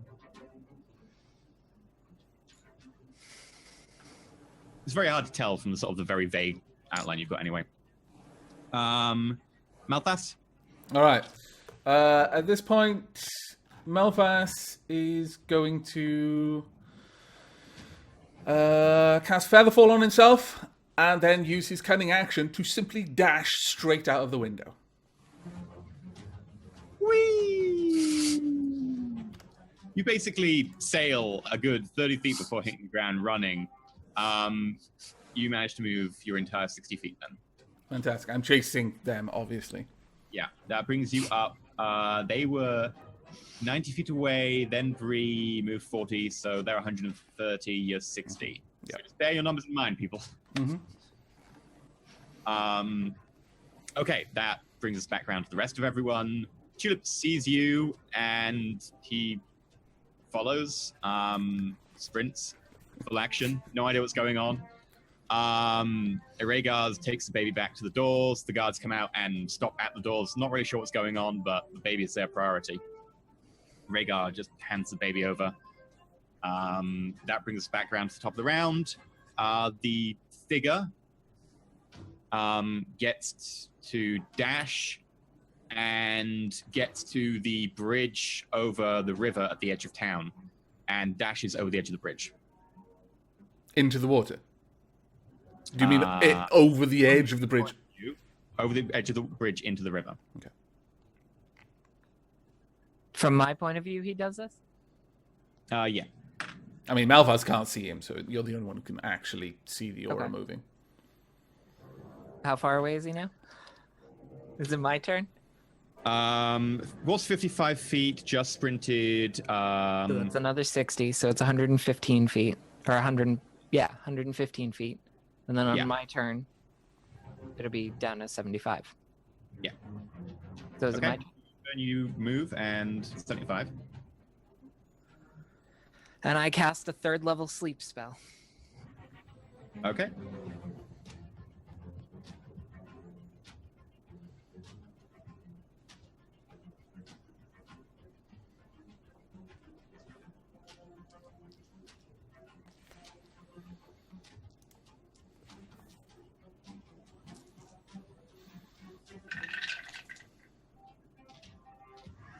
That's a nice roll. That was pretty amazing, honestly. 15, 30, 35, 43, and I get to roll. Another 2, isn't it? No, another 3. Oh. Oh, it's 3rd level as well, yeah. Yeah. Bloody wizards. Another good roll as well. Wow. 59 points of sleep. Okay. Does she notice any change in the aura's movements? We would have had to target the bridge effectively, where the aura jumped off the edge of the bridge. The bridge is obscuring line of sight to whatever it was. Okay. But, the 20-foot radius would get the river effectively directly below the bridge. Okay. So you can target the area where it landed. Right. Well, on my turn, now the way cunning action works, it means that basically I can use 2 actions effectively. I can do my action, then I can use my cunning action to turn my action of opportunity into. Is that right? Which action am I using with cunning action? Because I can do one thing, and then cunning action allows me to do 3 things with. Like, there's 3 actions you can take in a turn. Aren't there? 3 different types. There's a reaction. There's a Reaction, action, 3 action. free action. That's right. My cunning action allows me to use my free action for hiding and dashing and things. So effectively, I can double dash. My action is a dash. Then my cunning action. Dash once, and it's your bonus action that becomes the dash. Bonus action that becomes a dash. And how many times can I dash with that? Only once. You go in sprint. You can't sprint faster than a sprint. Bum. Okay. Da-dum-dum-dum.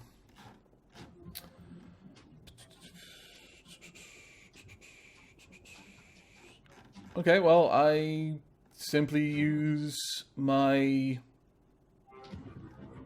cunning action to keep pace as well as I can. But I'm holding my main action. My arrow is now knocked. For anything coming up and attacking Briolana, I'll shoot it. Sure. It's really hard to run with a knocked arrow. This, realistically, I'll probably make the attack at a disadvantage because that is really hard to do. Yeah, but you're as a rogue, you're like pretty experienced with like that's the bonus action thing. You can dash and you Oh can well, do I that suppose so. Okay.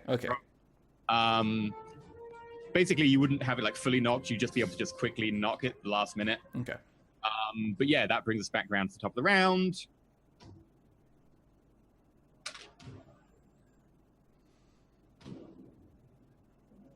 Should have taken Long Strider. Bree, that's your turn. Now it's my turn. How far am I from the bridge where it jumped off? You're about 75 or something. Then It was I'll more than moving. double move and try and locate the source again. Okay, how long does your ritual cast, your detect magic last? A minute. Minute. Okay, so we've we got haven't about done 30 10 seconds. rounds. No, but you did have it on before the rounds began, didn't you? A little bit. You cast it just before going in the house, so about 30 to 24 seconds left. You get to the edge of the bridge, you look over, and you notice that about 30 feet down the river, there is, being bounced around by the stones and stuff, is a aura. It's the same aura. It's been caught by the river, bounced over a few jagged rocks and here and there.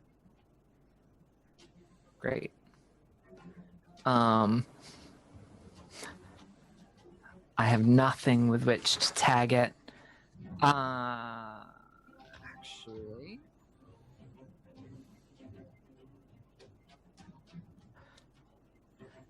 Can I do a cantrip while I'm like what? Minor illusion. I believe that's an action, but I will check for you. How about light? I will check. I like where you're going with this. I want to point an arrow at it. Light is a touch spell. Okay. It costs an action. And the other one was Minor missile, which I am. Minor illusion. Minor illusion, yeah. minor miss. Takes an action as well. Yep. And it's ranged 30 feet. So this thing is 30 feet away horizontally, but maybe 10 feet down. It's just beyond range as well.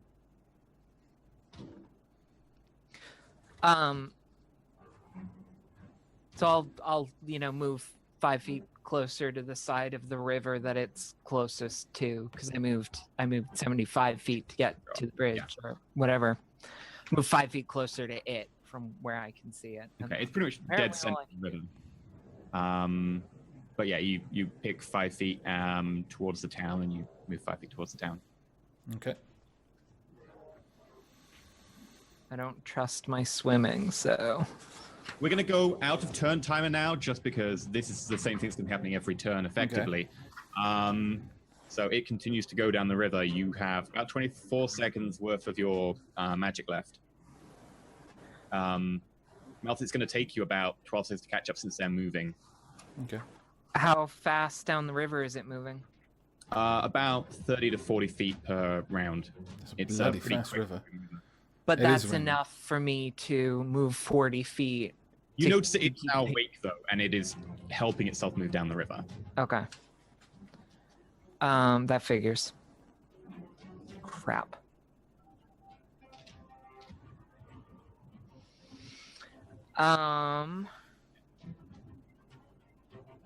Guys, I'm getting pretty tapped out on this. Like, this Okay. is... Well, I'm going to start counting this in real time. Not real time as in 24 seconds of real time, but I will start, as time goes by and we're not sure what to do, is going to get further and further away. Although you will be keeping pace with it. But... Right, so Brialana is moving to try and keep up with it. Is she along the bank of the river?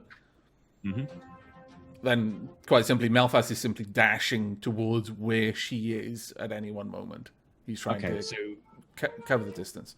Bree is still racking her brains trying to think what to do. 12 seconds passes. Malthus, you catch up with Bree on the side of the river. Well, I'm only moving 30 to 40 feet. I should be able to take an action at the same Yeah, time. you can. But we've dropped out of combat time, so... Well, we might not want to. Well, if you want to cast a spell or something, go for it. It's not doing anything else than moving, so... Because I'm going to cast Flaming Sphere, which Okay. can more than keep up with it. And Sure. will burn it for 2d6 points of damage, whether it's in the water or not.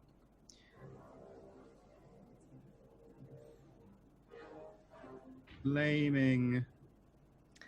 242. Yeah. At 5 foot development sphere appears the unoccupied space of your choice within range, and that's the duration. Any creature that ends its turn within 5 feet of the sphere must make a dexterity saving throw. The creature takes 2d6 fire damage on a failed save, or half as much damage as one. As a bonus action, you move the sphere up to 30 feet. If you ram the sphere into a creature, the creature must make a saving throw against the sphere's damage. Oh, shoot. All right. Yeah, I thought it was saying I could move it 60 feet. I'm not sure why I got that. Strange flammable objects being worn sheds bright light. But I'm still going to... No, I'm not going to do that. That won't do what I wanted. So, sorry. Never mind. Okay. Okay. So Malthus, you're right next to Bree. If it can't keep up with him, then I can't use it as an indicator for what you should target. Yeah. Well, that is literally all Malphas is going to be asking. I mean, he can see the direction that Brialana's been moving in. He can see where she's focusing, but he can't see what it is. So, like, he'll get to her. Now that it's in the water, Is it displacing water? it should be visible to him at some disadvantage, perhaps, but splashing around some or displacing water some or something. Notice that, Bree, you don't notice any water splashing. Malthus, make a perception check at disadvantage. Okay.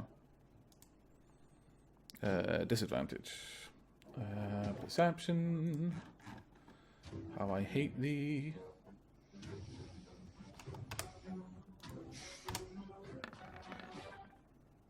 I will say 10.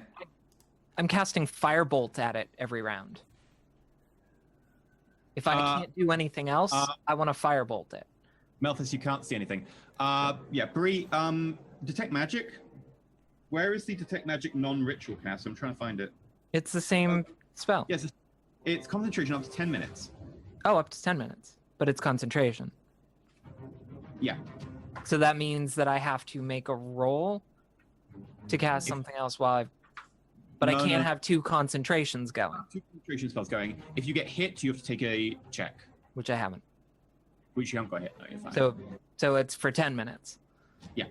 Okay, cool. In which case, Malphas, you don't see anything. Okay. Bree, make a spell attack with Firebolt. I'm looking it up so that I know.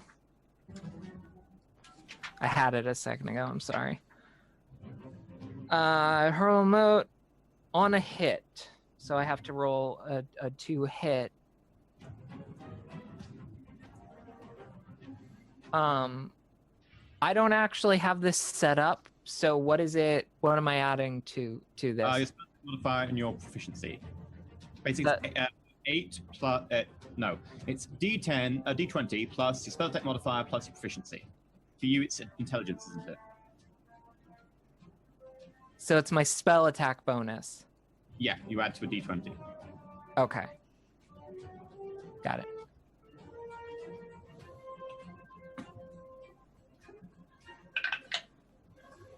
$24. You hit. There we go.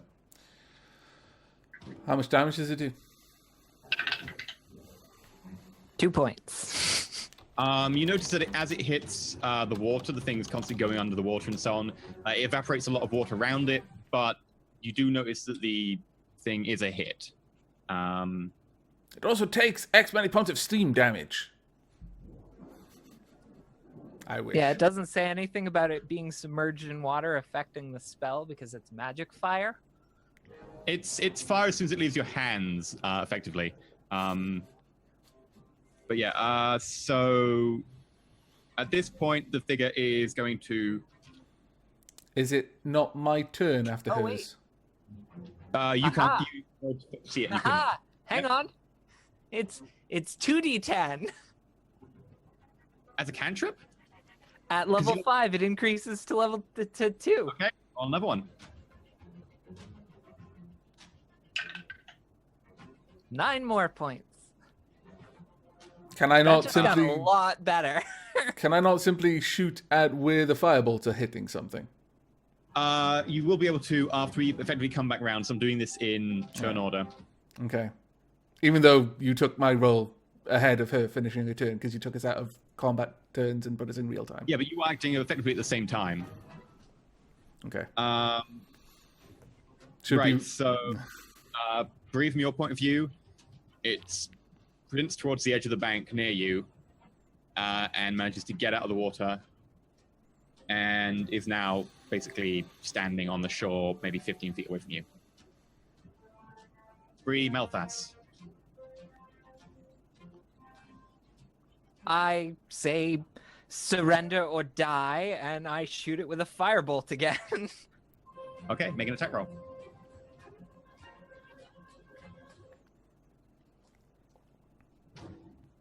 Almost forgot to change to the camera. 19. That is a hit.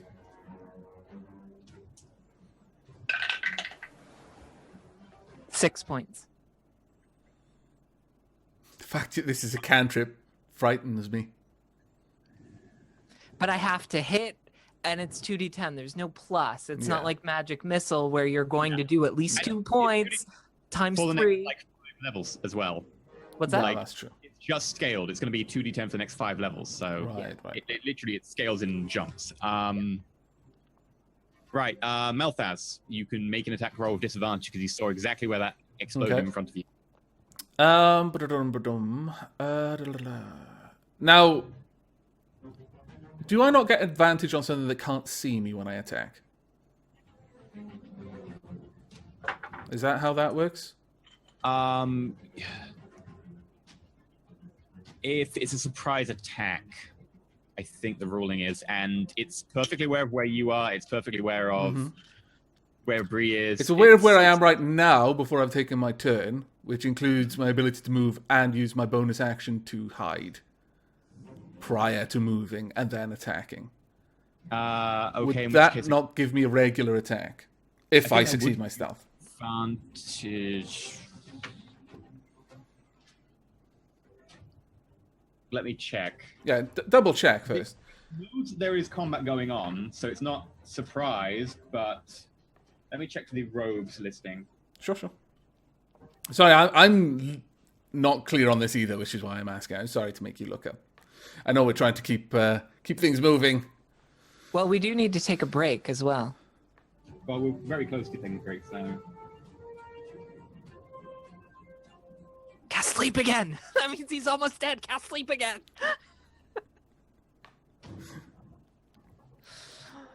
Oh.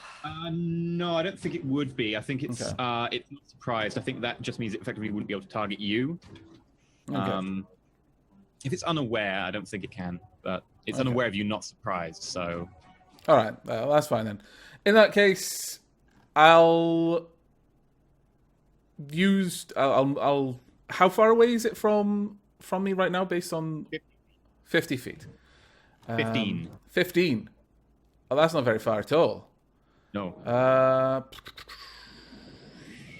For me to engage in melee, I need to be able to really see what I'm attacking. But,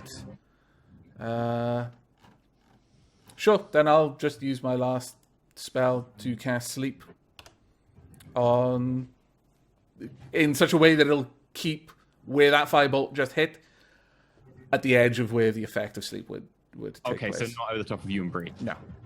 Yeah. Okay, go for I it. would say 5 feet away from us and around that. You know what I mean? Yeah, to try and hedge your bet on where it might be, because Malphas isn't as Picking clear. his the circumference, the perimeter of the circle, move it 5, put it on the point, move it 5 feet in front of us. Yeah. Good. I'm casting sleep on where Malphas believes it is, whilst also avoiding casting it on himself and Brialana. And that is the sleep roll. So 28, 7, 6, 6, 4, and 5. Okay, fine. Bree, you don't notice any change. It's go. It runs at Bree. Oh dear.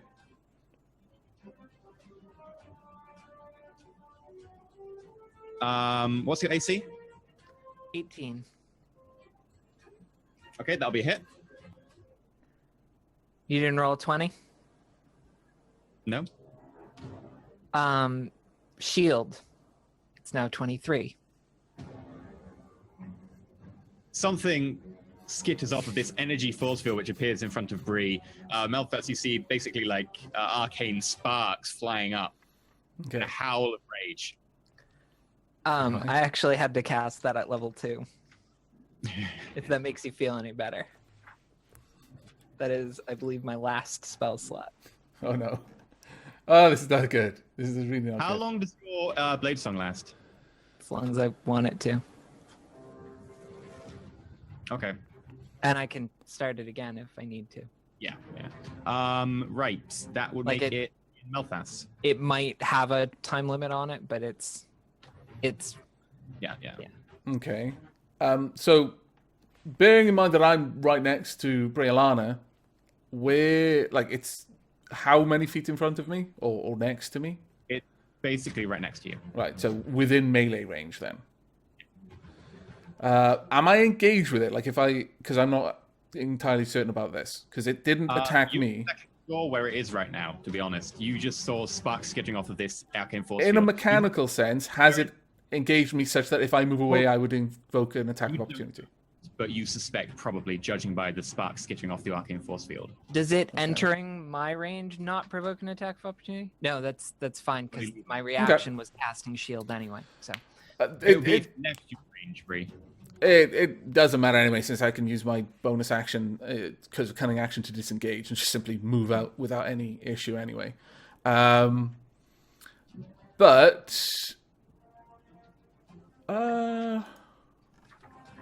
at risk of shooting Briolana in the neck, yeah, I'll do that. I'm going to use my bonus action, disengage, move back, like 10 feet, as I'm drawing the bow to its full draw length, and I shoot at the point where the sparks flew. Fun. Okay.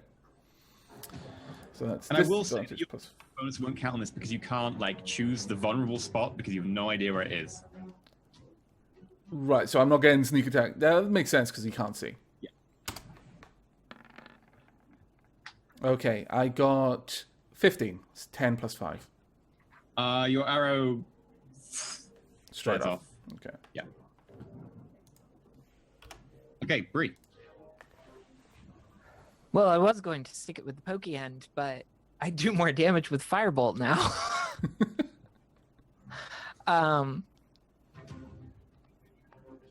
Actually, kind of do. Where's Tulips in all this? Did Tulips just stop running after us? After he Tulips went to started? the other side of the river and is now trying to double back around. Okay. I am going to attempt to make it bleed with sticking it with the poke end.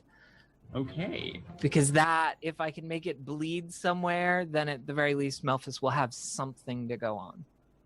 That's Sure. the theory. Fair point. Anyway. Ugh. 14. 14. Unfortunately, your rapier does not find purchase on the vague arcane shade in front of you. Alas. Let me just check.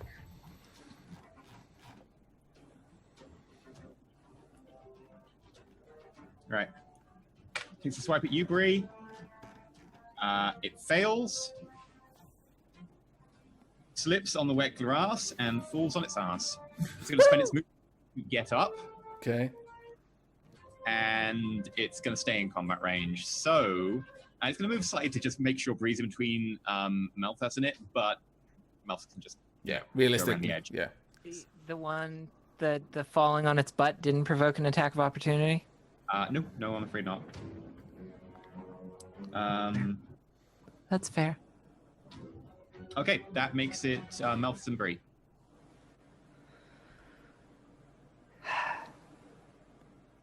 I'm going to try and stick it with the pokey end again. Okay.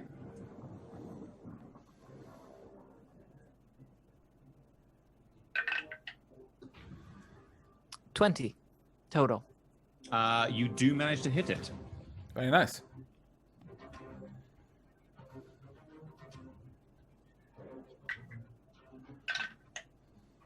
$8 points. So you manage to jab somewhere, and you hear a howl of pain as you manage to find purchase with your rapier.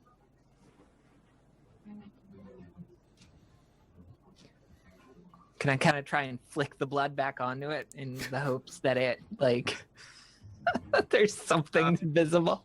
Or make another attack test, because it's your ability to use the weapon. So Okay. Come on, 20. it'll be very, very hard because it's like a Nope. bonus action. 10. Boo. Basically, you manage to flick some blood. It just misses your arm and lands on the floor. Like you don't manage to really hit anything. Okay. Melthus?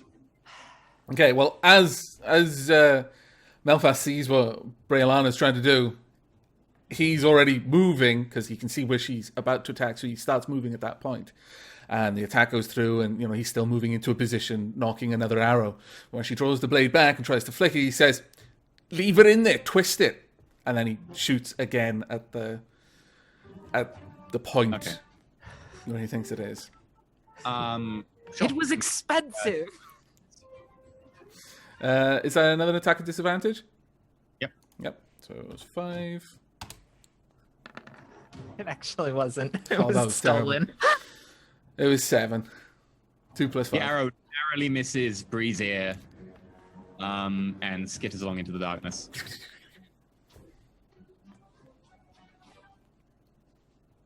Some inspiration, but wouldn't go amiss. Yeah, where's our inspiration from? Donation. Last week. Last week we didn't get donation. We got XP. Oh, okay. So we didn't get any inspiration. Okay.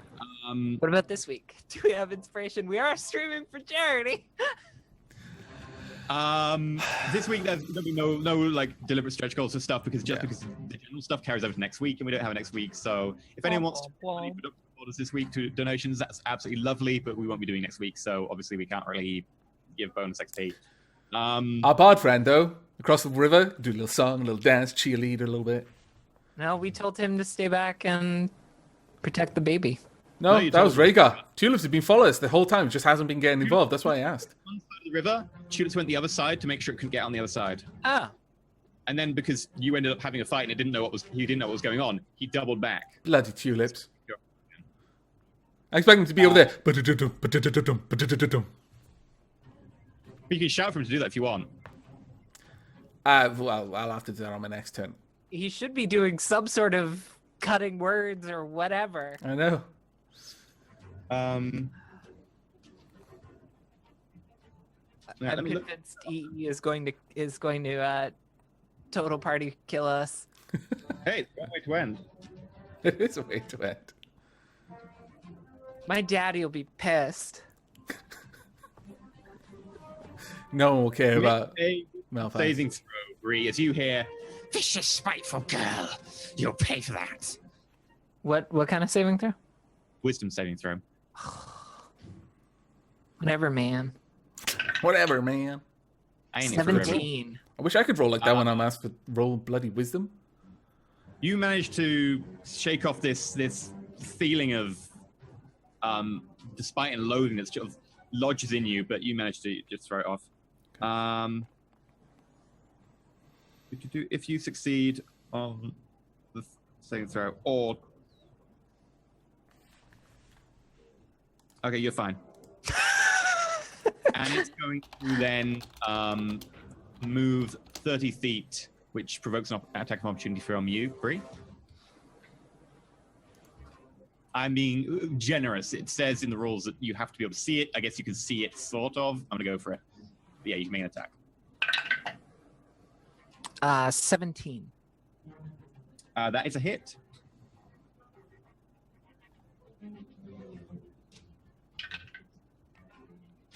Eight points.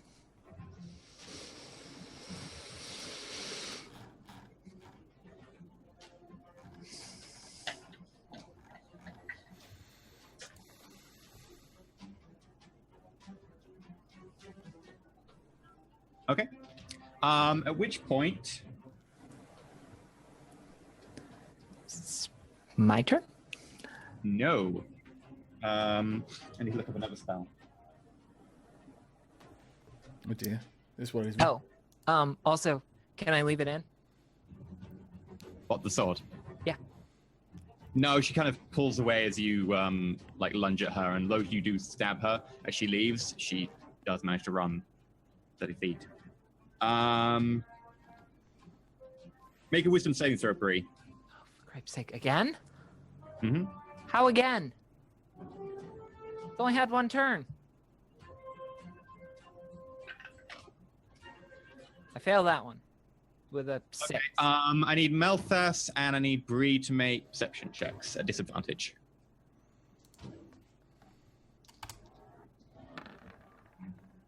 I got a 9. I got a 10. Okay. Melthas, you look on in bewilderment as Bree and turns into something. You're just not sure. She suddenly shrinks. Okay. Bree, you are now about half an inch off the ground. You look around with these two antennae sticking out of your head and realize you are a snail. Lovely. You're not homeless anymore. Carry a home around on your back. That makes it back round to the top of the round. Bree, you are a snail. I do snail things. Bree begins to eat some plant. Excellent, good choice. Melthas, you're not exactly sure what happened to Bree.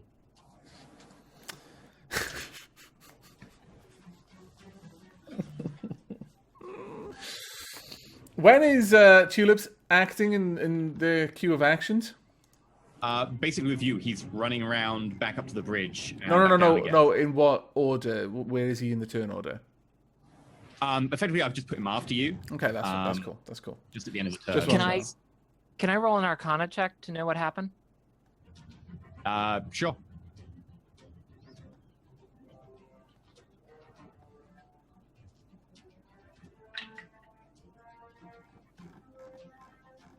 $19. You're pretty sure you've been targeted with some sort of shape-changing spell, something like polymorph. Yeah, I already knew that, but polymorph only works on yourself. No, it doesn't. You can Oh, it target. doesn't anymore. All right. Melthas. And Melfaz had no way of seeing where she's gone. She's that small now that he just saw her shrink. She didn't turn into a snail while shrinking down. She shrank first and then changed, because otherwise he'll know to look at the floor. So he saw her going down that way. You want to study the ground in front of you with No, a... I'm asking what he saw, because literally something that big suddenly not being there. Okay, that's fine. So turned like muddy soil around. You can't really see where she is right now. The problem is that you kicked up a lot during the fight on muddy ground, and you had a disadvantage check because it's storming as well. Okay.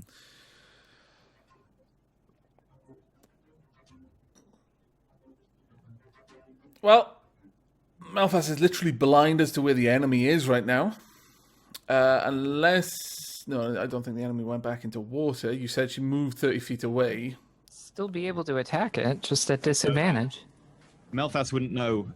You can attack things at disadvantage if you know where they are. Melthas has no idea where this thing is. Melthas, if you want to check for like moving grass or something, you can. So invisibility makes you... No, invisibility makes disadvantage if you know that there is something there to look for.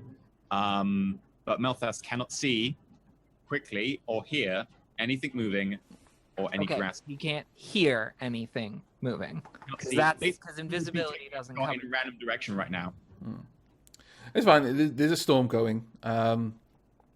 And whatever the last time whatever it was spoke was a while ago, and that was the only audio cue he had.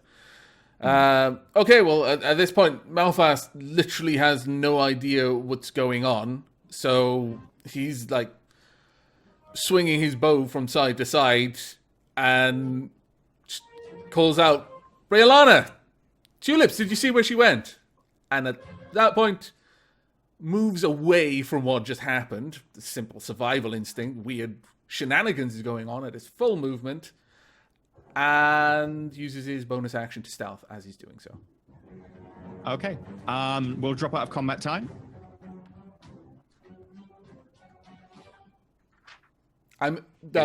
For people who might not be following along too well, it's night.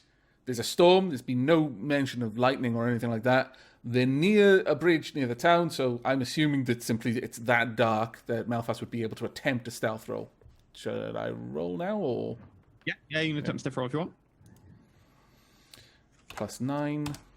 Please give me a good roll. It's 9 + 9, so it's 18. Okay. You managed to feel stealthy. Excellent.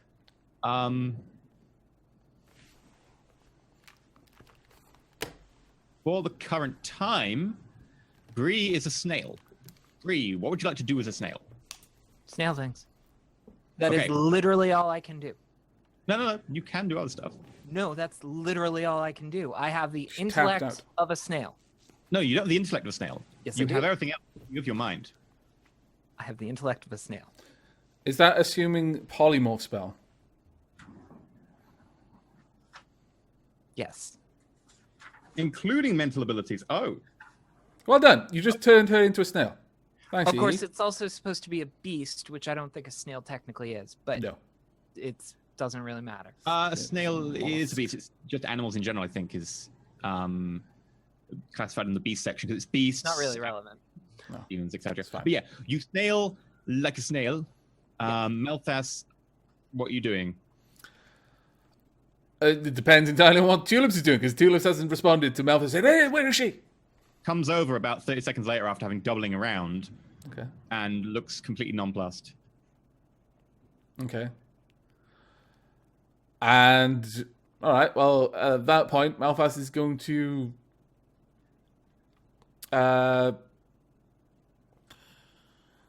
call out as best he can from through the rain to look around, find out what happened to Braylana, and he's going to keep on the move. And just his action will be to search Okay. without, loosing his weapon. So it's mostly just his sight, really. Pacing and stuff, yeah. Right, make a perception check. Okay. I'll do the same for Tulip since he's helping. I got a 10. Okay, so several minutes go by, you don't see any sign. Do you want to keep searching? I would like to take a break. Yeah, we're going to take a break in a minute, if that's okay. Sure. To a snail, that's like years. My lord.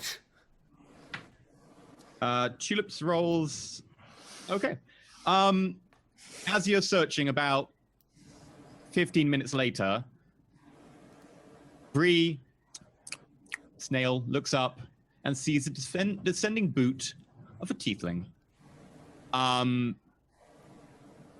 For the sake of this, I will roll damage. It doesn't matter. No, don't. Because you know why? Snails have shells. They get squished into the mud because it's been raining, and then I have to pull myself back out. It wouldn't kill me. It wouldn't even damage me.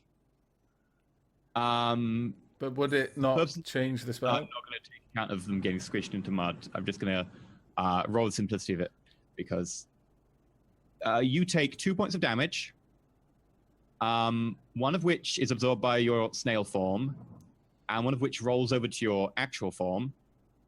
And Cancels the spell. yeah, so Tulips suddenly gets knocked backwards by an elf going poof under his foot. An elf currently about 6 inches deep in mud.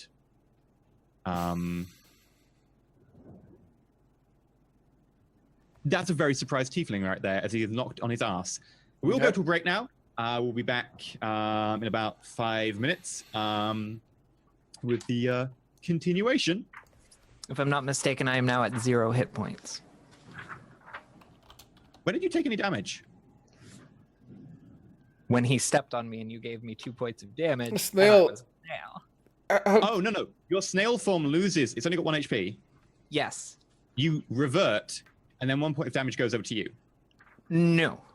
Don't you It kills maintain the or knocks ratio? me Dick? unconscious. No. And I If your revert. polymorph form gets any damage, you revert.